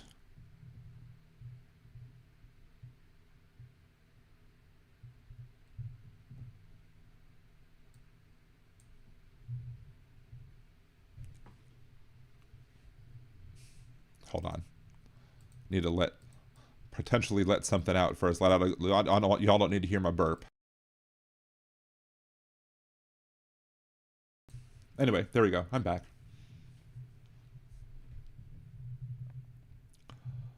Let's see. Even though it's not real, I found artistic pictures that look like I'm giving it a dark tone, but it'll be a comedy. Nice. I do have to say something though. I do have to bring up something, because there was a video that came out where Donald Trump was at the Washington Commanders game, and he was reading something from a book, and it said, I, then state your name, do solemnly swear. And when I first saw the video, and people were saying that it was, that we're sharing it because he was getting booed, my first thought was he was reading something, and he was reading it and then it said state your name, and I thought he instead of saying Donald Trump, he said then state your name. So I thought he was just being an utter and complete moron. And I shared that on my Facebook page. I don't think on the Liberal Dan Radio one, but I shared it on my personal one. And then I learned more about the story. and found out that no, he was actually leading others in a swearing-in ceremony. So he was the one leading the swearing-in ceremony. So he wasn't the one that made a stupid mistake. He was just reading what he was supposed to read, because the people who were doing the swearing-in were supposed to say their names. So, look, I will admit, when I say something incorrect or that's factually unsound, even if it's about Donald Trump, I will come forward and I'll say, look, mea culpa, I did wrong. I said something that was factually incorrect, and I am willing to say it out loud that I in fact did that on my personal Facebook page, or if I did it on the show, I'd do it on the show as well. I have no problem admitting when I am wrong, because that's what I like to live my life with integrity. I like to live my life in a way that I would be an example for my kids. I want to be an example for other people as well, and to show that, hey, while I'm a political pundit, so to speak, while I'm somebody who will, who will think about things in political ways, that I still feel that it's important to be honorable, to be reasonable, and if you say something wrong, I think it's important to say, mea culpa, I said something wrong, I take it back, this is the correct way to frame it. Now, of course, it was still freaking hilarious that he's sitting there at a Washington Commanders game trying to swear these people in, and they're all booing his ass, because, he's an asshole. And look, it's plausible that he would have read that and not actually, understood that if he said, I, state your name, say I, Donald Trump, it's plausible that could have been the reason why. And that's why I jumped to it, because there's many, many other ways that Donald Trump has absolutely proven himself to be an absolutely fucking idiot. But in this particular case, it's not one of those examples. So I will make sure to say that out loud, because, again, I want this to be a place where people can come and people can trust what I'm going to say, and trust that if I make a mistake, that I'm going to correct myself at some time in the future. So,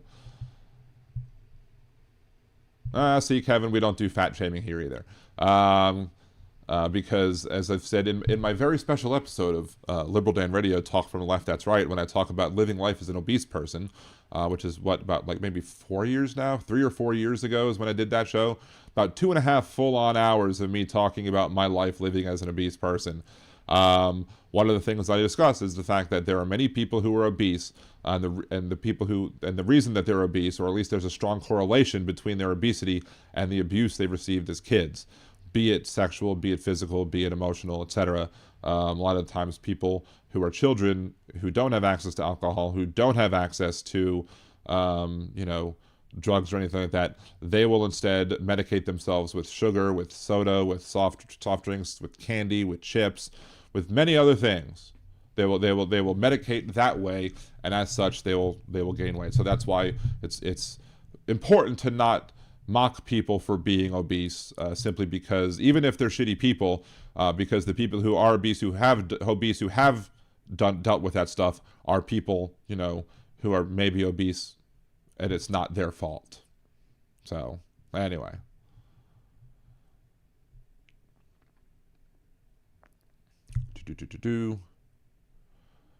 Victor Harshman, I get too emotionally opinionated quite often. I get so emotional, baby, every time I think of you. Anyway, sorry.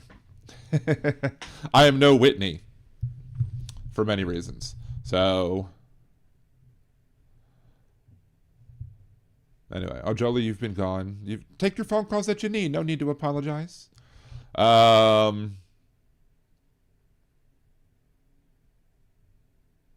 Chad, Jolie doesn't have to ask me. Let's just make that clear. Jolie does not have to ask me if she is going to ban somebody. Now, I may ban people.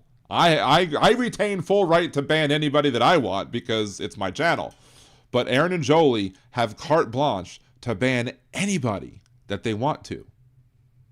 But they're not only going to ban people if they act out of control, if they act in a manner that's, unbecoming for a member of the little liberal Danimal audience. So keep that in mind when talking about Jolie, because I trust Jolie and I trust Aaron to make good decisions, and I believe that they make good decisions. And if there's ever a problem that I have with one of them, it will be done privately and not be discussed out in the air. But as of right now, I have no complaints about what they've done, and as of right now, Jolie could have banned you whenever she wanted to, You're not banned yet. So maybe think a little bit, maybe start thinking a little bit higher of Jolie at least, right? I mean, I do.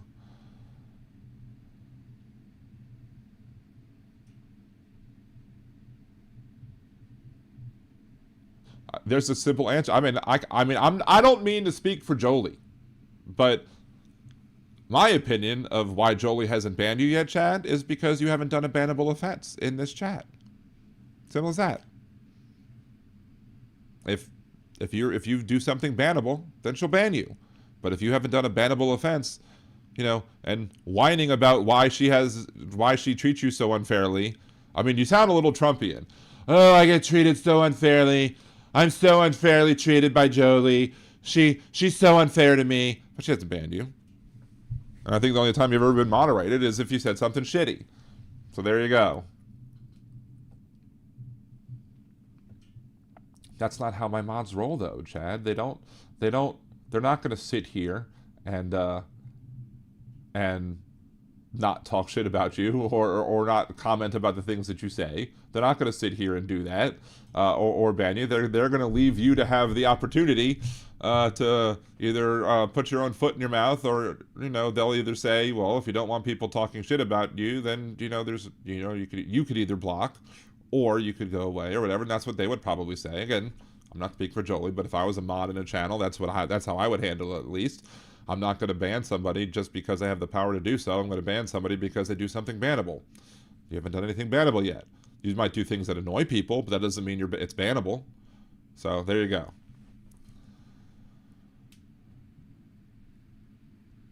And I know, generally speaking, from a 30,000 point view, Chad, I can understand having unresolved issues. I can understand that, but sometimes you just got to just take a deep breath and let it go.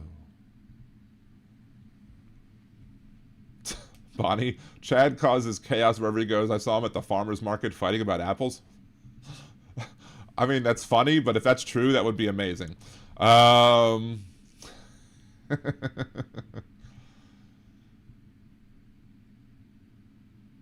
Anyway. Great liberal Danimals and best moderators. Yep. Thank you, Orville B. I love my liberal Danimals. So, we did prison what? I don't know what that means. Is that a typo? I'm usually good at speaking typonese, but I don't know. Anyway. So, I've given enough warnings, I think. I've given enough, you know, basically telling people that at some point during this program, and I think it's going to be the next subject, unless I remember another one that I wanted to talk about, because I think it's been the next subject, 2 subjects away now. Let's see, we talked about the lose 135 billion pounds. We talked about food stamps and the memo. We talked about the tariff dividends. We talked about the ICE agent shooting and fleeing. We talked about Kim Davis. So yeah, that's the last thing that I have planned to talk about in this show. It's Trucker John again, Trucker John. Good to see you, Trucker John, again. I don't know if you've been lingering or whatever. Linger longer! If you're a Greaseman fan, you might understand what that means. Waddle doodle. Anyway, used to listen to the Greaseman way back in the day, and you would do waddle doodle and sing other songs in crazy little bits and be a lawman. I even called into the Greaseman show one time, like before my bar mitzvah, and he did a celebration, and I wish we would have recorded it because it would have been fucking awesome. But anyway, and I actually reached out to the Greaseman a while back. I was like, do you happen to have old recordings? He's like, I don't think we have them that go all the way that back. I'm like, God damn it. We made a mistake. I knew somebody knew who the Greaseman was, and I believed it was Jeff, but I wasn't going to be sure.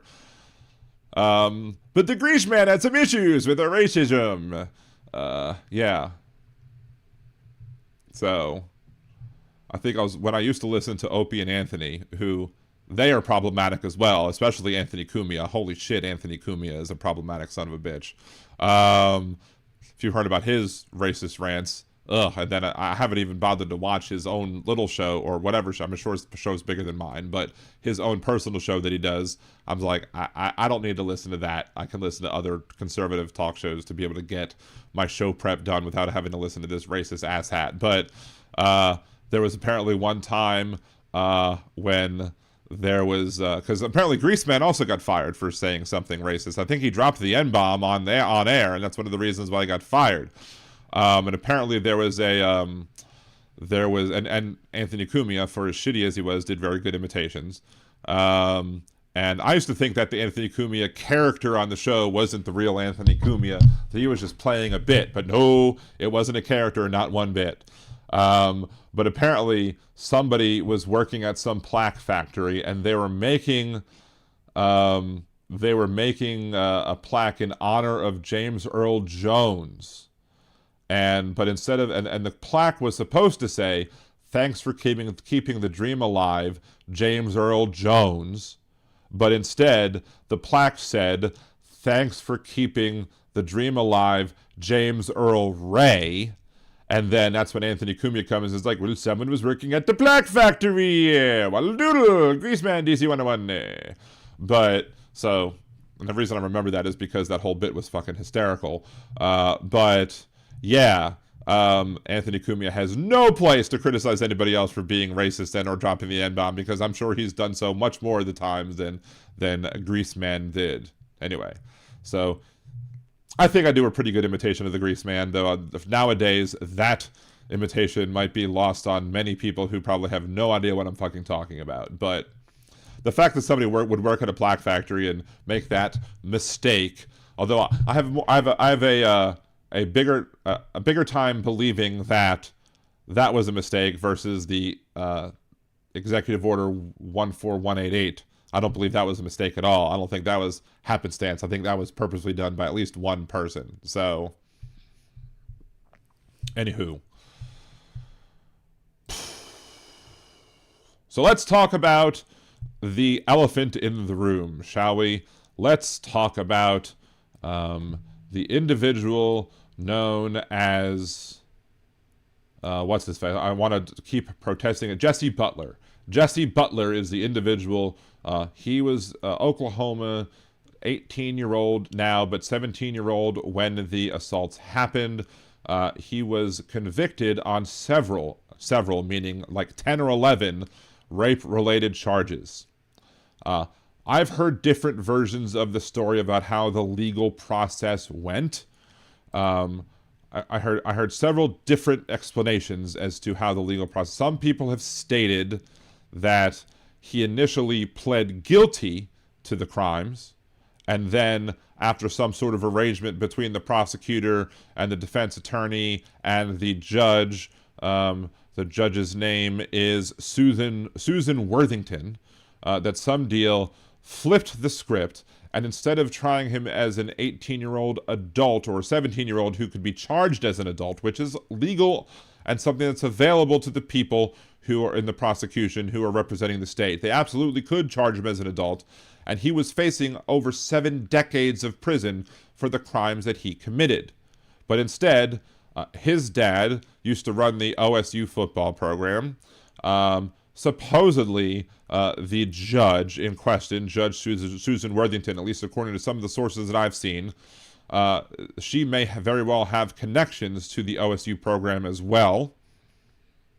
They decided to try him under Oklahoma's Youthful Offender Act. And as somebody charged under Oklahoma's Youthful Offender Act, which his charges include domestic assault, battery by strangulation, rape by instrumentation, and violating a protection order. These charges come from 2 different victims. He pled no contest, and what was, again, originally a 78-year sentence was changed after he was given youthful offender status. Now he will not face any jail time as long as he meets the requirements such as community service and attending counseling. Community service and counseling for these crimes. Again, I'm telling you right now that some of the, I'm not going to go into full detail, I'm not going to save everything, but one of the victims, or maybe both of the victims, but I think both of the victims, he participated in some strangulation with. One of the victims, it was said that after they had the, medical attention done on her throat, that she may very well have been less than a minute away from actually dying from what he was doing to her.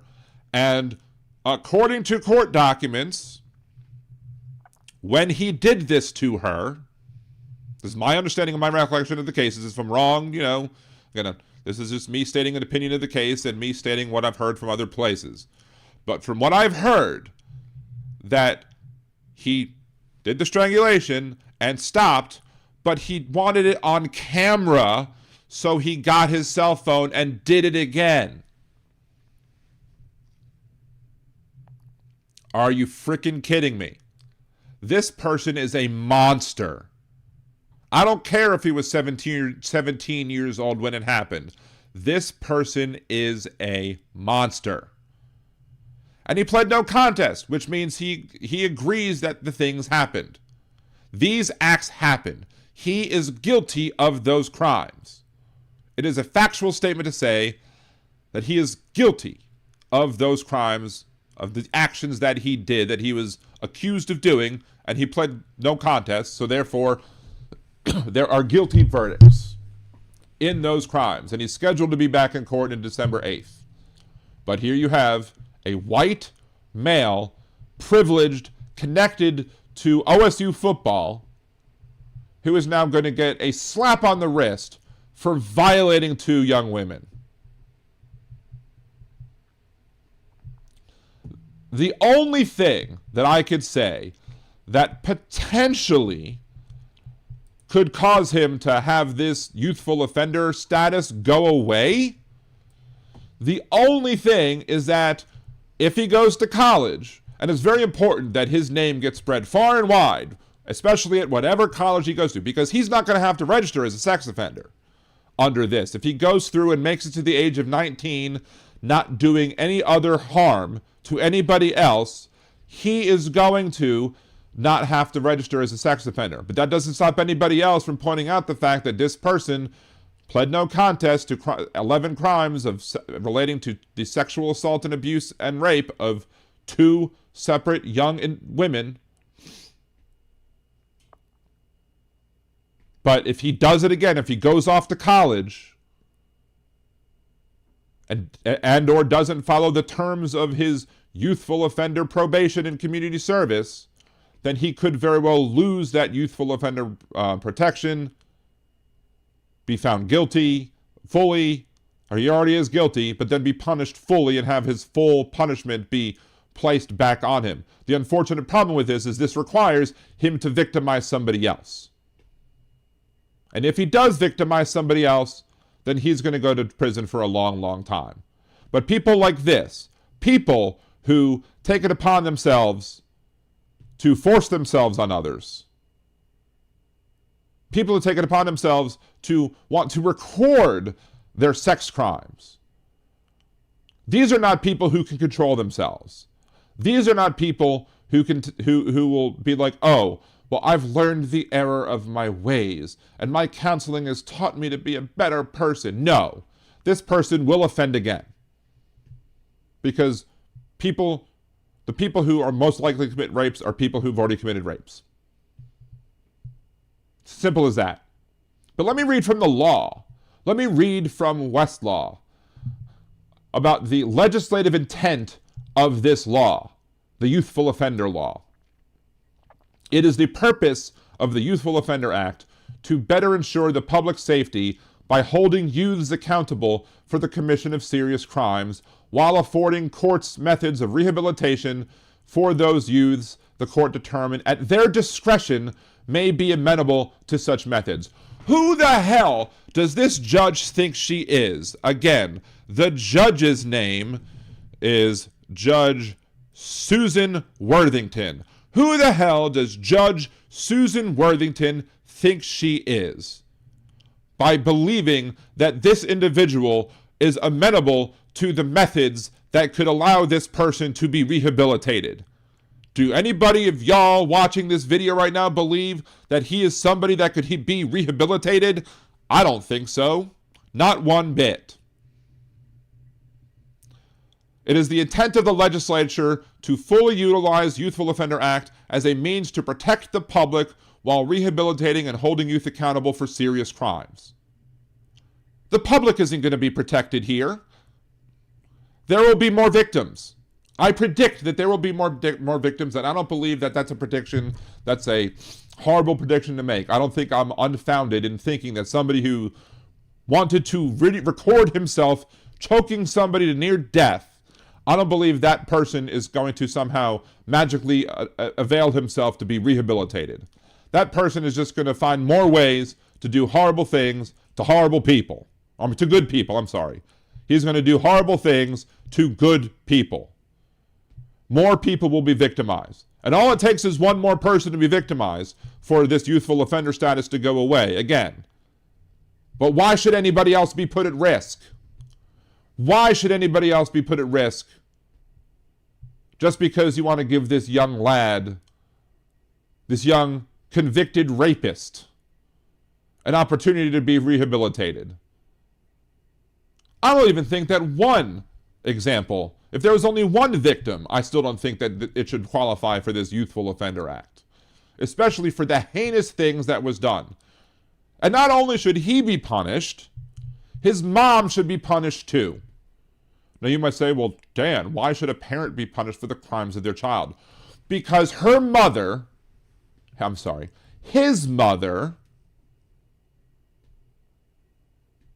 start again.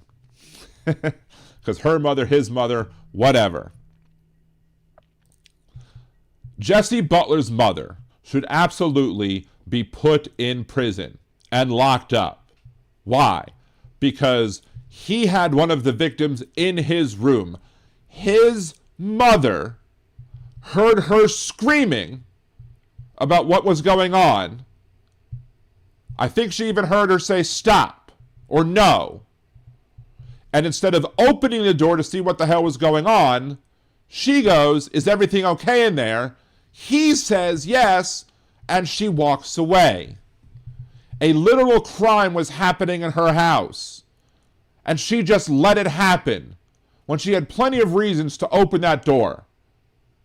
Now, when I was a 17-year-old in high school, I would never be able to have the door closed and someone who I was seeing on the other side. Because apparently at least one of them was somebody who he was seeing for a bit. It wasn't just a one-off thing, but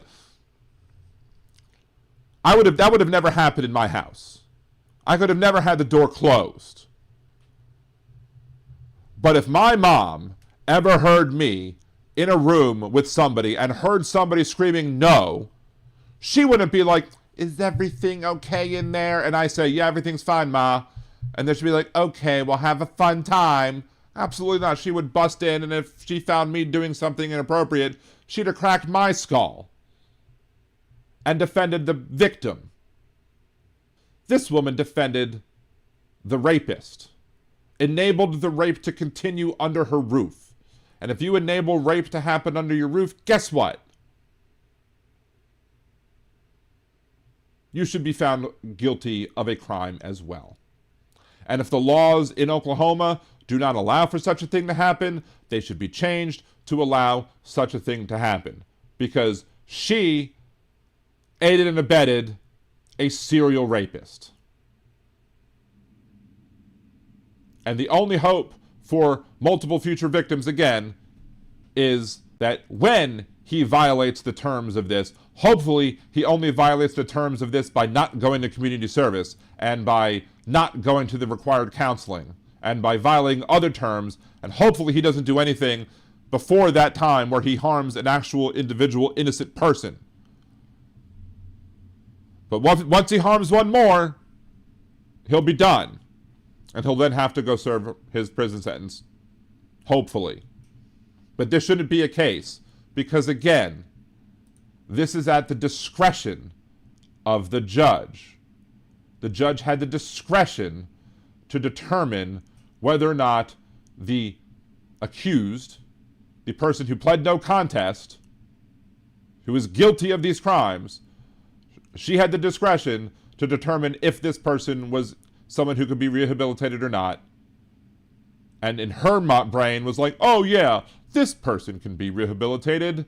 Dumbass. You're a dumbass, and if anybody else is harmed by this rapist, then you should be held accountable too. Not only should the mom be held accountable for it, you should be held to account, because you are just as guilty as the mom for aiding and abetting a serial fucking rapist. And I'm sorry if that's been triggering anybody, but this case has pissed me the fuck off. And not enough people are talking about it. So now add one more voice to the chorus of people who are talking about it, because I will not sit here and just be like, oh, boys being boys. No, F him, rapists being rapists, lock his ass up. This is a miscarriage of justice. This does not protect the community. This puts more people at risk. Shame on all of them. Shame on him, shame on the mom, shame on the judge, shame on the prosecutor, shame on everybody involved in this case that has enabled this rapist to basically go free.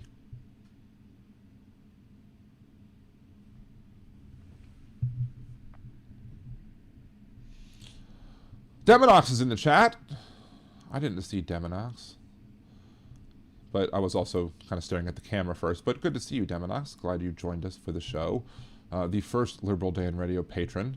Thank you so much for that.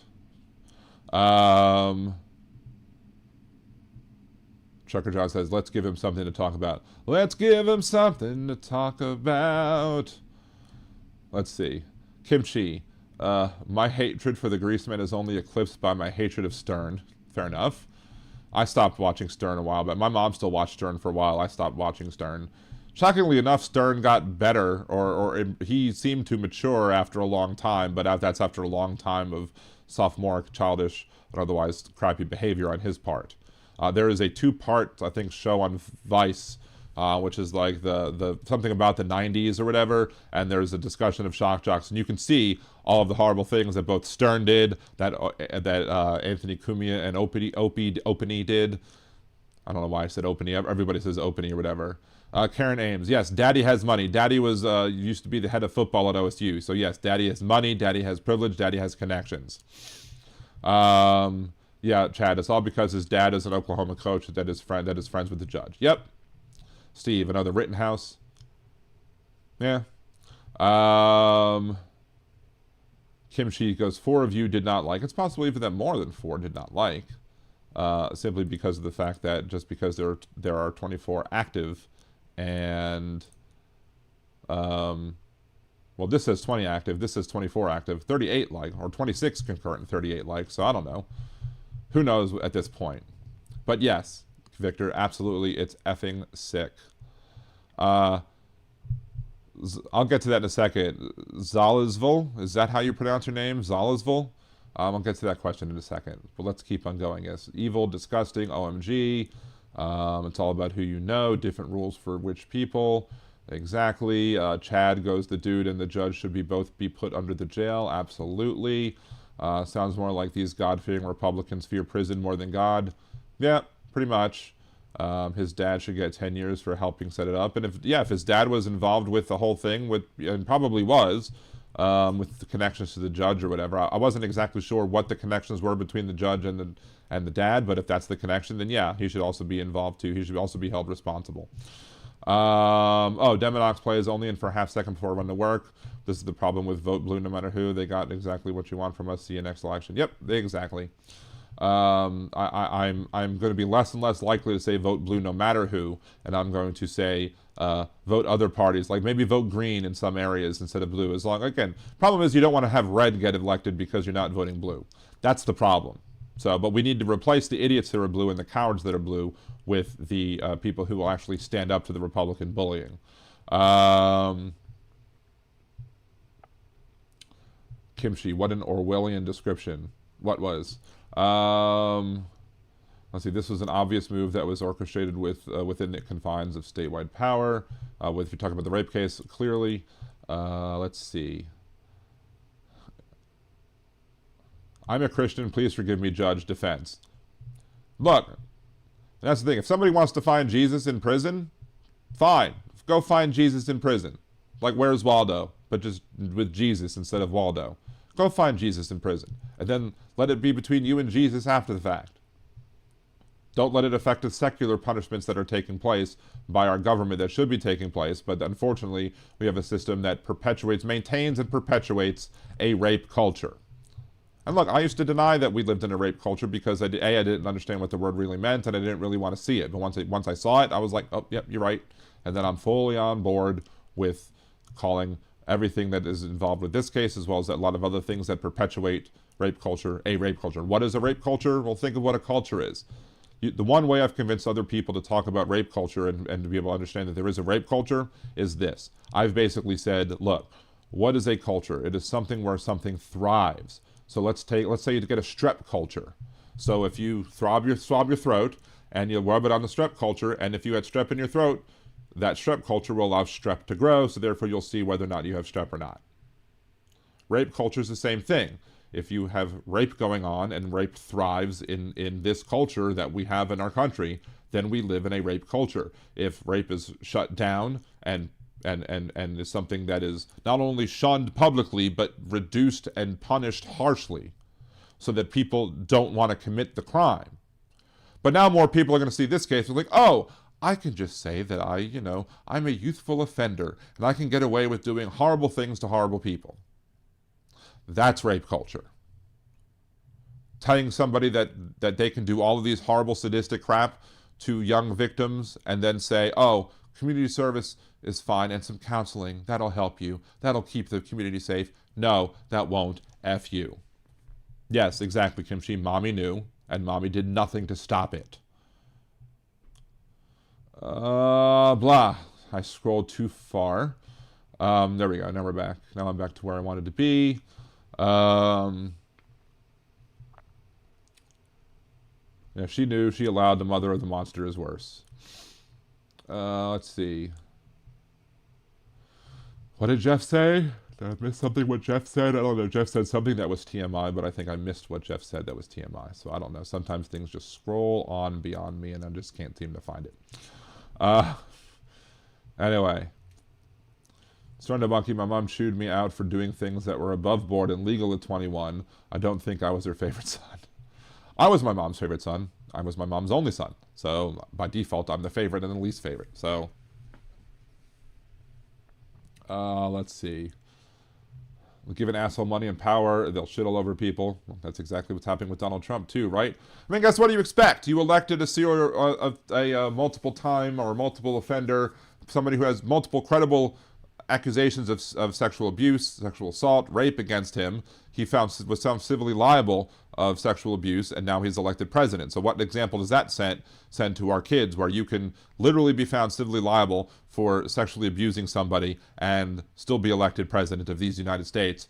You know, that lets these people know even more that, oh, I'm going to get away with my shit too.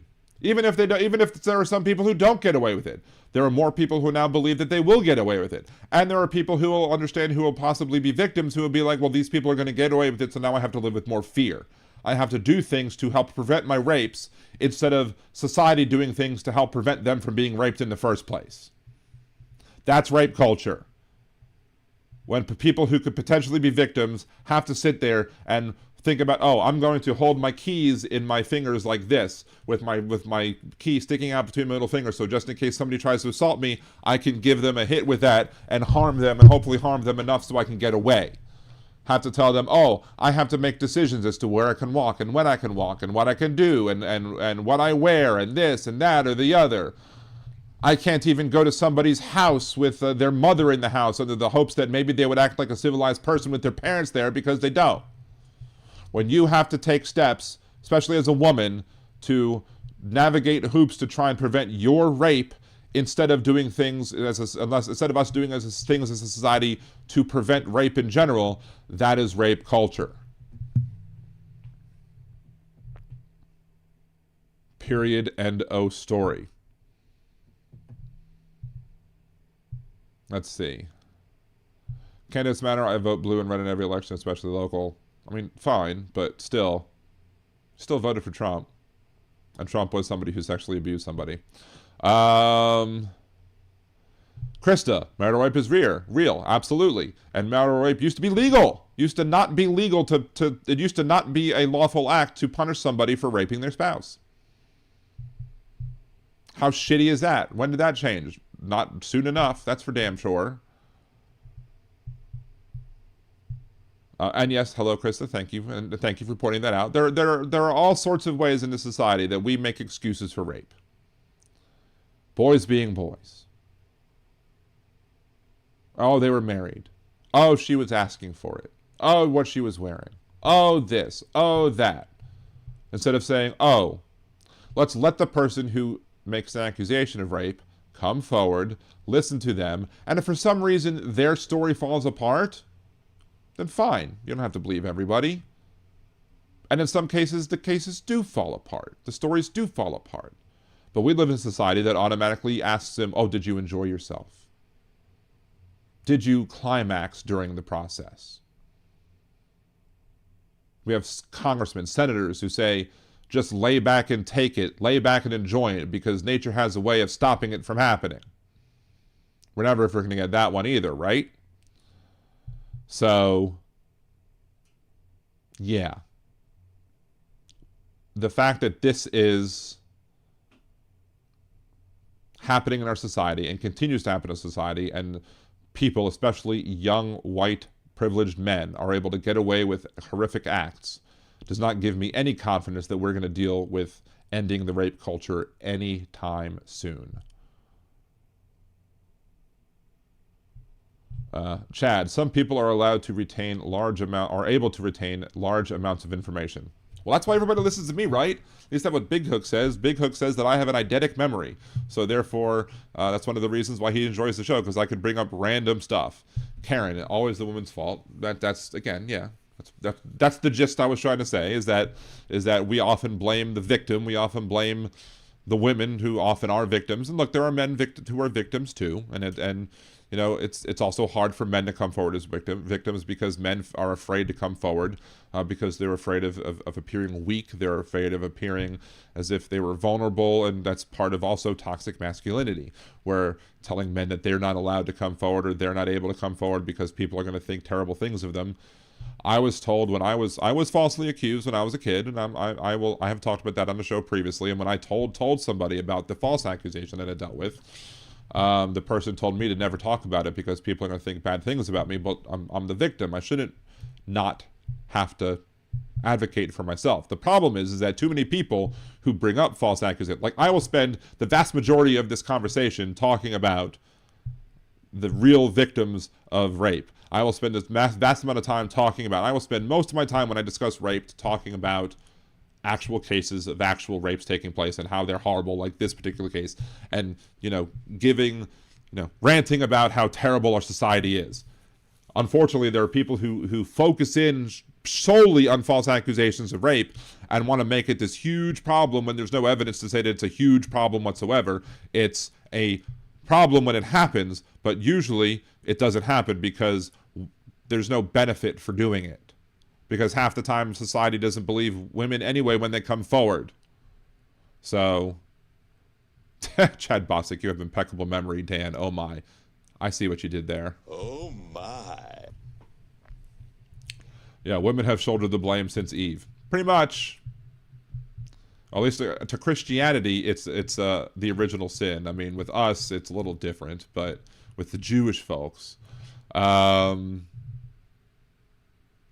Oh, Damon, you're the one that got the gifted membership. I think that might very well have been Chad who gifted you that membership. So there you go. Thank Chad. Chad can be like, what else can I say except you're welcome. You're welcome. Anyway, but good to see you, Damon. Thank you for joining. Even if it's a little late or whatever. But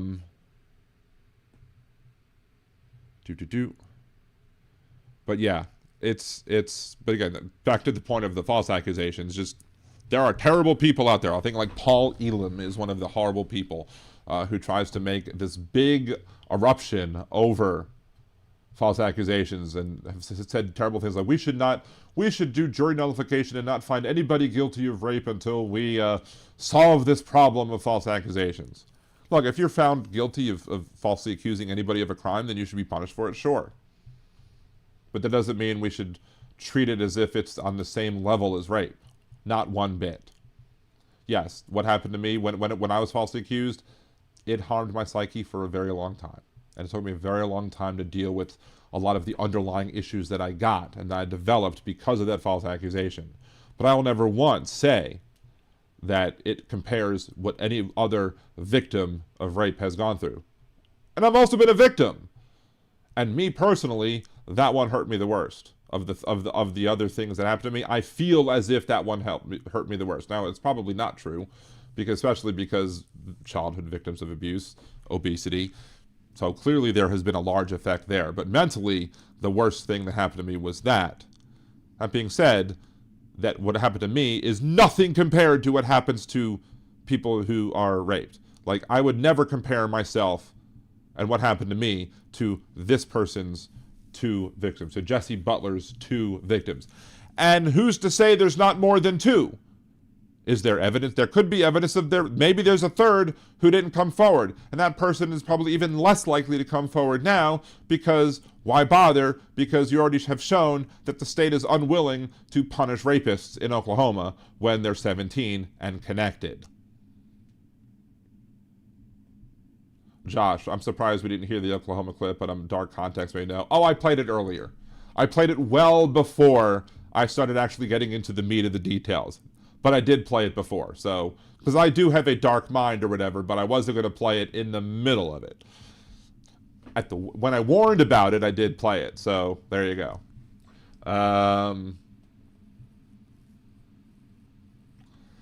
Let's see, Lilith didn't just want to be on the bottom of the time. What's wrong with that? Wait, what? I know we're talking about Lilith. I know Lilith with Adam and Eve or whatever. Or Lilith was first before Eve, right? If I have that right. Karen, physical scars heal, mental scars never do heal. Yeah, but the mental scars that I got from what happened to me, pale in comparison. I would never try and claim that they're anywhere close to what happens to victims of, violent acts such as what Jesse Butler did to these 2 people and was found guilty of and pled no contest to. So that's my point with that.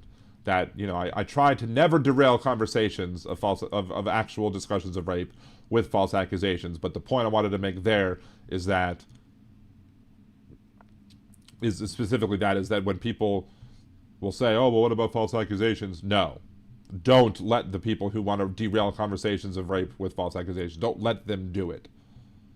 Make sure that they know that there's no evidence to show that false accusations of rape take place at a higher rate than any false accusations of any other crime. And as somebody who has been falsely accused, again, I'm not going to sit here and try and tell other people that, oh, I'm the same. No, you're not. The sad thing is that if the people who worry about false accusations so much would take the time and understand the problem, they would realize that they would have a friend in people who are working to protect body autonomy, to go after rape, and to solve the problem of rape. Because in reality, when you have a false accusation, like what happened with Duke Lacrosse, that then puts into the national psyche of, oh, well, if this person was lying, what if that person lies too? So when you have public cases like the Duke rape case, it ends up having a chilling effect on other people coming forward, because then people are going to be like, oh, well, why I'm going to doubt this person now because of that person. Which is, I guess, one of the many ways that I would say that perhaps I was raised right, is that when I realized that I was not going to have charges filed against me when I was in high school, after being hugely relieved, the first thing that came to my head, again, was I need to make sure that if I hear that anybody else comes forward and says I was raped, that I need to not let my liar have her lies impact what I feel about that person. That person should be judged on their own merits. And I knew this at 17 years old. I knew this as a teen. That grown-ass adults can't understand this is, again, another reason why we have rape culture. Because they will allow cases like the Duke rape case, cases like the Hofstra rape case, that were not actual rapes.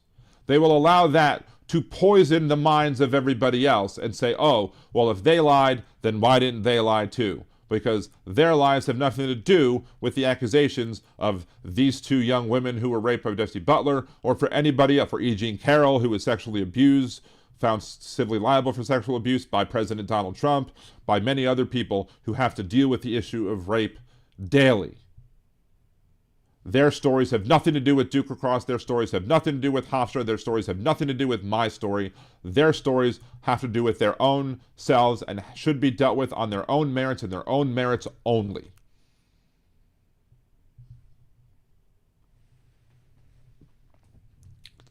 Chad goes, I disagree, Dan. One trauma is not less than another just because the circumstance was worse than the other. I disagree. I think that trauma is not black and white. Yes, it's horrible. It's bad that I was traumatized. It's bad that what happened to me had a long impact on my life. What probably should have happened is I probably should have gotten put into therapy to deal with my issues back then, so it wouldn't have had such a long-lasting effect on my life.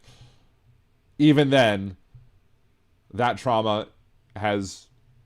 To try and say that my trauma is the same as somebody else who was victimized by Jesse Butler or anybody else, I don't agree with that whatsoever. So... Are people really talking about shrinkage in chat while we're discussing all this? I don't know. That's kind of weird.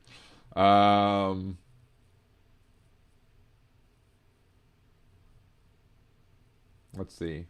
30 degrees in Charlotte. Damn. I think it's supposed to get to 35 here tonight. Bad apple should not be allowed to spoil the whole bunch. And in that case, see, and that's the thing. Like, normally you have the stating of bad apples spoil the bunch. The bad apple spoils the bunch. But in many cases, that's true with, like, you know, like law enforcement. Oftentimes the bad apples do spoil the bunch. Oftentimes the bad apples do cause rot to take place across the spectrum behind that thin blue line. But in other cases, you know, especially with people who are the only relation is whether or not they were a question as to whether that they made an accusation. That's the only connection between the two, and one of them is so showed to have lied. That does that. You shouldn't never ever think that anybody else lied just because one person lied. Simple as that. Now, if Donald Trump lies and then he lies again and then he lies again, you have plenty of reasons to distrust Donald Trump. But, you know, and maybe politicians lie. Well, politicians lie. How can you tell a politician is lying? Their lips are moving. That's how you know a politician is lying, right? So,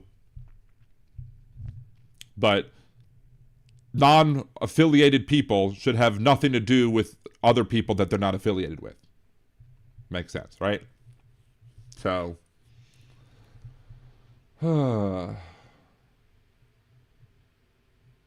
anyway, maybe that should have also been a fat man rant. I don't know. To get back to Zalesville, if that's the correct way to pronounce it. How do I feel about Charlie Kirk? I didn't celebrate his death, but he was a piece of shit. He was a racist. He was a bigot and sexist, and I don't know what else to say. I mean, I have a video series. I have a video where I went over all my issues with Charlie Kirk that you can go watch if you want more of my information on what I feel about Charlie Kirk. So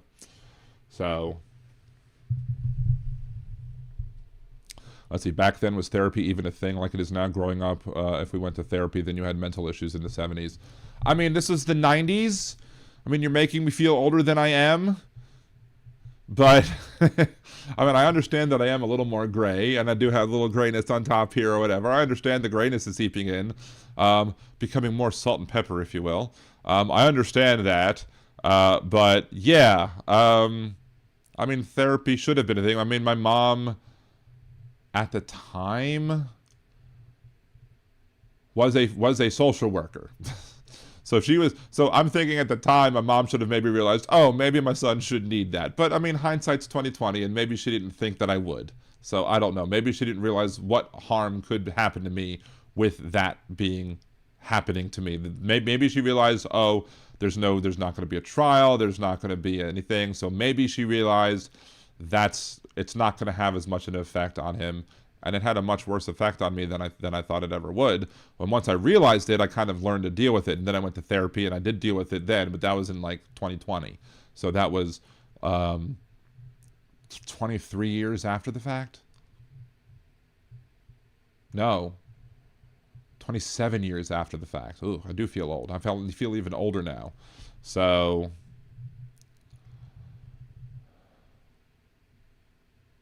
Karen, I didn't know your time frame. That's fine. I mean, I don't care that much. I'm just kind of joking about the fact that, you know, if you might think that I was, you know. Then again, you know, people my age, like Gen X folks, people my age, you know, we'll be like, oh, 20 years ago, back when I was in high school. And then we're like, oh, wait, that was over 30 years ago when I was in high school. Yeah.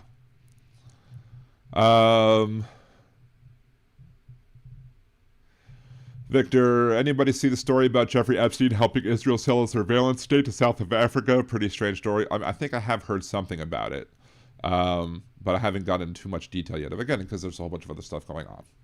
So, what else? What else I want to talk about? I don't think I'm going to open up the phone lines today. My voice is getting a little scraggly. I don't have any more drink. Again, I had all weekend. I was tired as all get out, and then I do have to do some after show dealings. I have to upload the Fat Man Rant.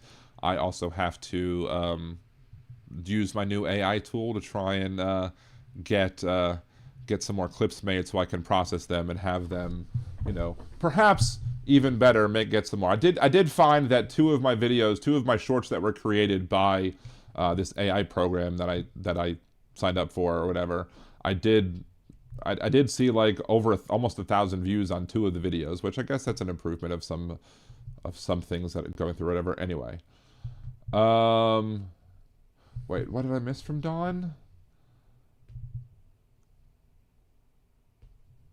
Did I miss something? I don't know if I missed something. Oh, so was I, and the MFer would not pay for the abortion. Ugh, that's terrible as well. Very sorry to hear that, Dawn.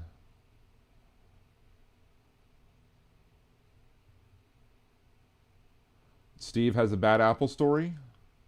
What's the bad apple story? Let's see. Last job, first manager, great guy, chill with everyone unless you ask Google. Ex-cop sacked for revisiting female victims, burglary, street crime, etc. to offer help. Oh, Jesus. Yep, that is bad apple.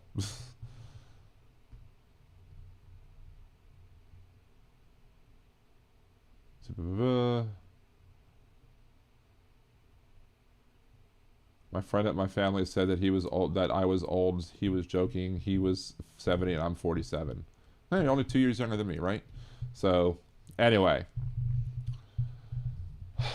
I think we're probably going to go ahead and end the show for the night, so I can get some of that stuff done and get some sleep, because I have to do some work at my mother-in-law's house tomorrow. I'm going to be doing my job at my mother-in-law's house tomorrow while some people do some work on the house, so I can be there while they're there doing work on the house.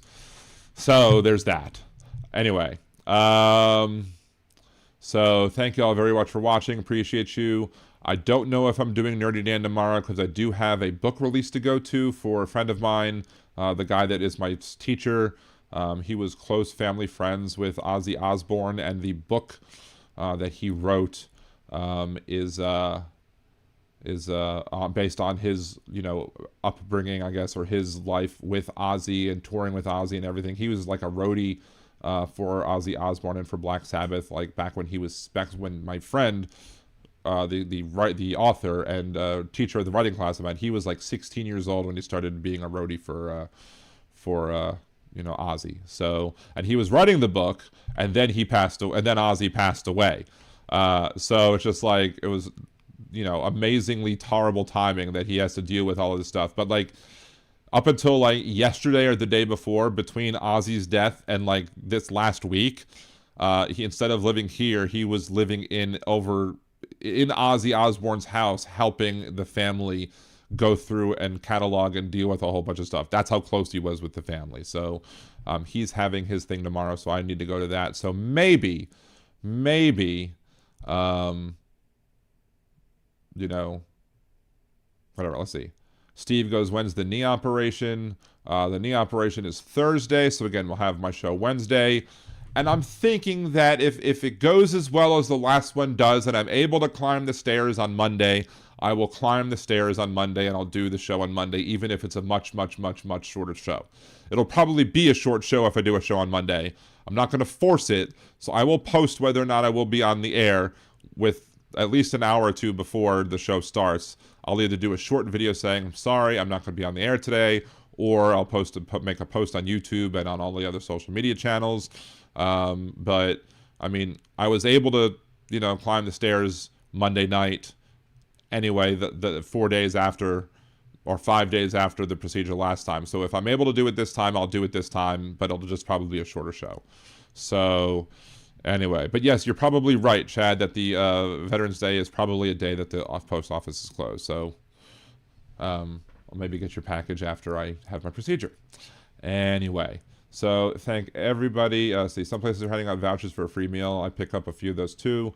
There are people who actually, they are making like red beans and rice, and they're like packaging them up into like, to-go containers, like sealed to-go containers, and they're bringing them to like local refrigerators all over the area. Like there are like refrigerators that people drop food off so that the people can go to them and pick up food for themselves, which is great. It's wonderful that they're doing it. And there are other people who are doing things like they're putting cake mix and other ingredients for a cake into those things. So if somebody wants to make a birthday cake for a kid, they can do that as well, because that's what we have to do. We have to make up for Donald Trump's cruelty. Karen, it's a knee replacement, full right knee replacement, just like my left knee was a full left knee replacement as well. So anyway, red beans and rice. That sounds. It is red beans and rice down here is fucking delicious.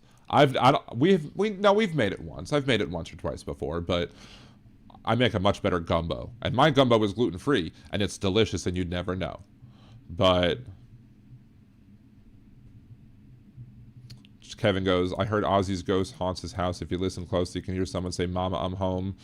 I almost started like crying or whatever, thinking about myself, like, what would happen if somebody would be like, starts playing at Ozzy's funeral, "Mama, I'm coming home"? Would that cause everybody to just bawl and just be crying and tearing or whatever?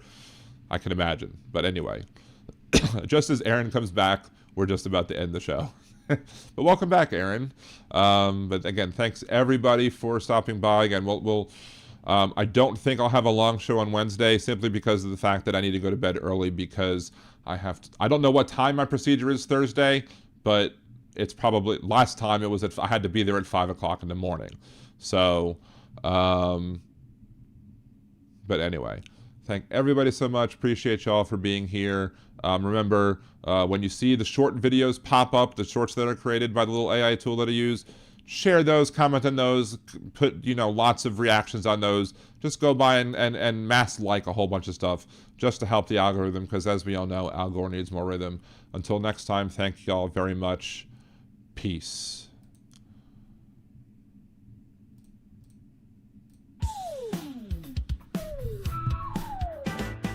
Gather round, everyone, and I'll tell you a tale about an orange-faced buffoon who should be in a jail. When people say he's done something that goes beyond the pale, he will shake his head and give this answer without fail. A hoax, he says it's all a hoax. When at a press conference or with misspelled keystrokes, he says he tells no lies and that he never jokes. Confronting with the truth, he'll say it's all a hoax. A modern Don Quixote, he hates the windmills, claiming to protect the birds and whales he says they kill. But don't believe that story, it's really just a shill. He just did not want to see them wild golfing on Scottish hills. A hoax, he said it's all a hoax. When at a press conference or with misspelled keystrokes, changing a storm path with black marker strokes. Confronted with the truth, to say it's all a hoax. Casting mail-in ballots is something that he's done. Now he wants to ban them for each and every one. He claims it's for integrity in each election, but he won't believe the results unless it's him that's won.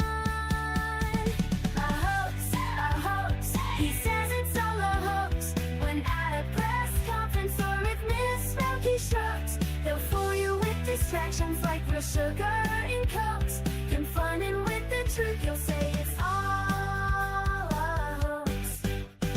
He promised to release all the Epstein files that caused all the MAGA base to react with smiles. But how long has he put it off? It sure has been a while, and now he's calling this a hoax.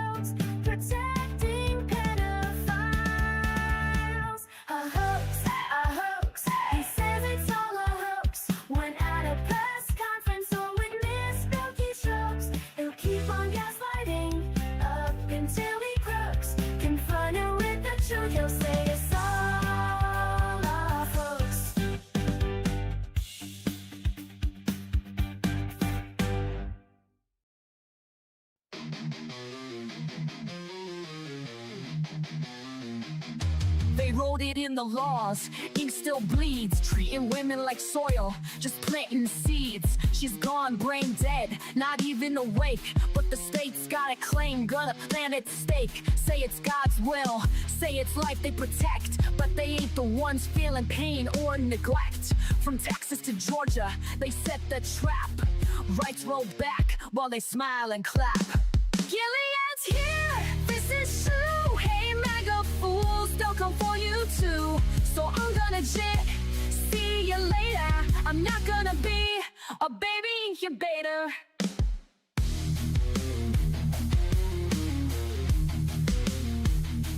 This ain't pro-life, it's control and shame. They don't care if she's gone, just playing a game.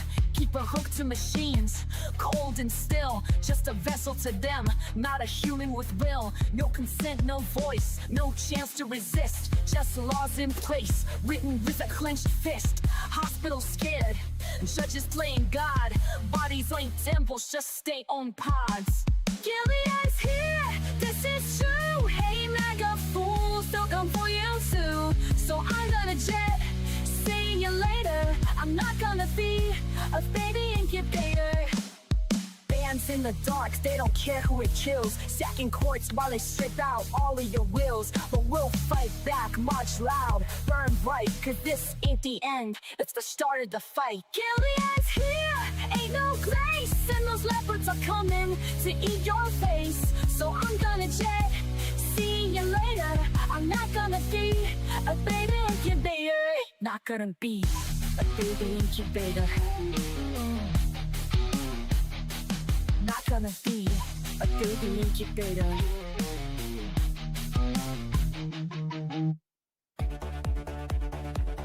Trump pile debt, trillions tall.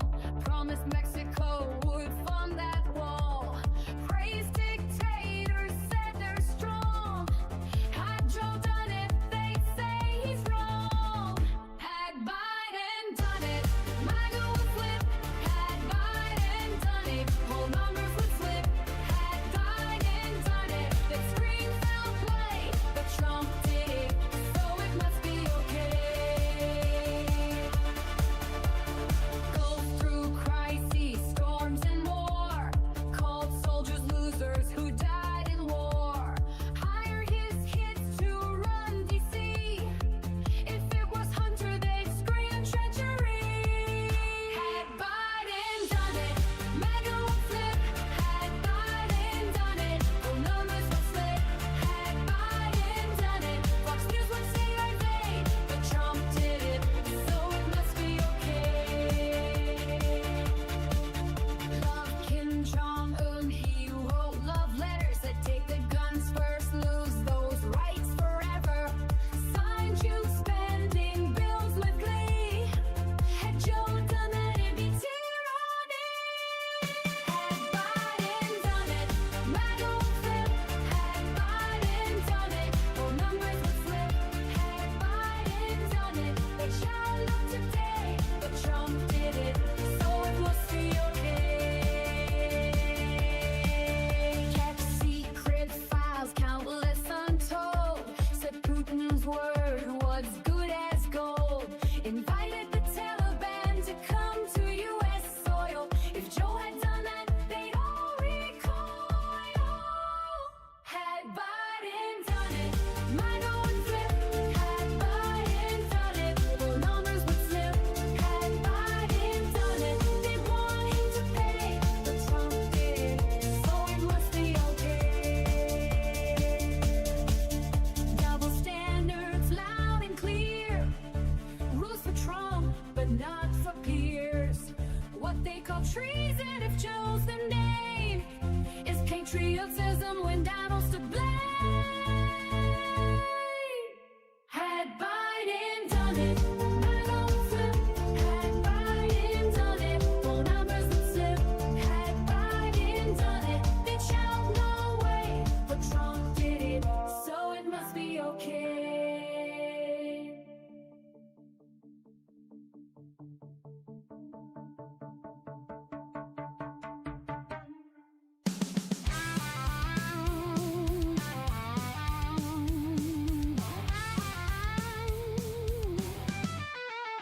creative director at WGSO, had a little something he thought you should know. When Dan picked on his bits, Steve got real gruff. So Steve called Dan a flake, called him liberal dandruff. Steve thinks that his lines are really clever, but when do people ever like him? Never. Liberal Dan's got better lyrics, this is true. Listen and you'll feel like I do. Liberal Dan, his show is great.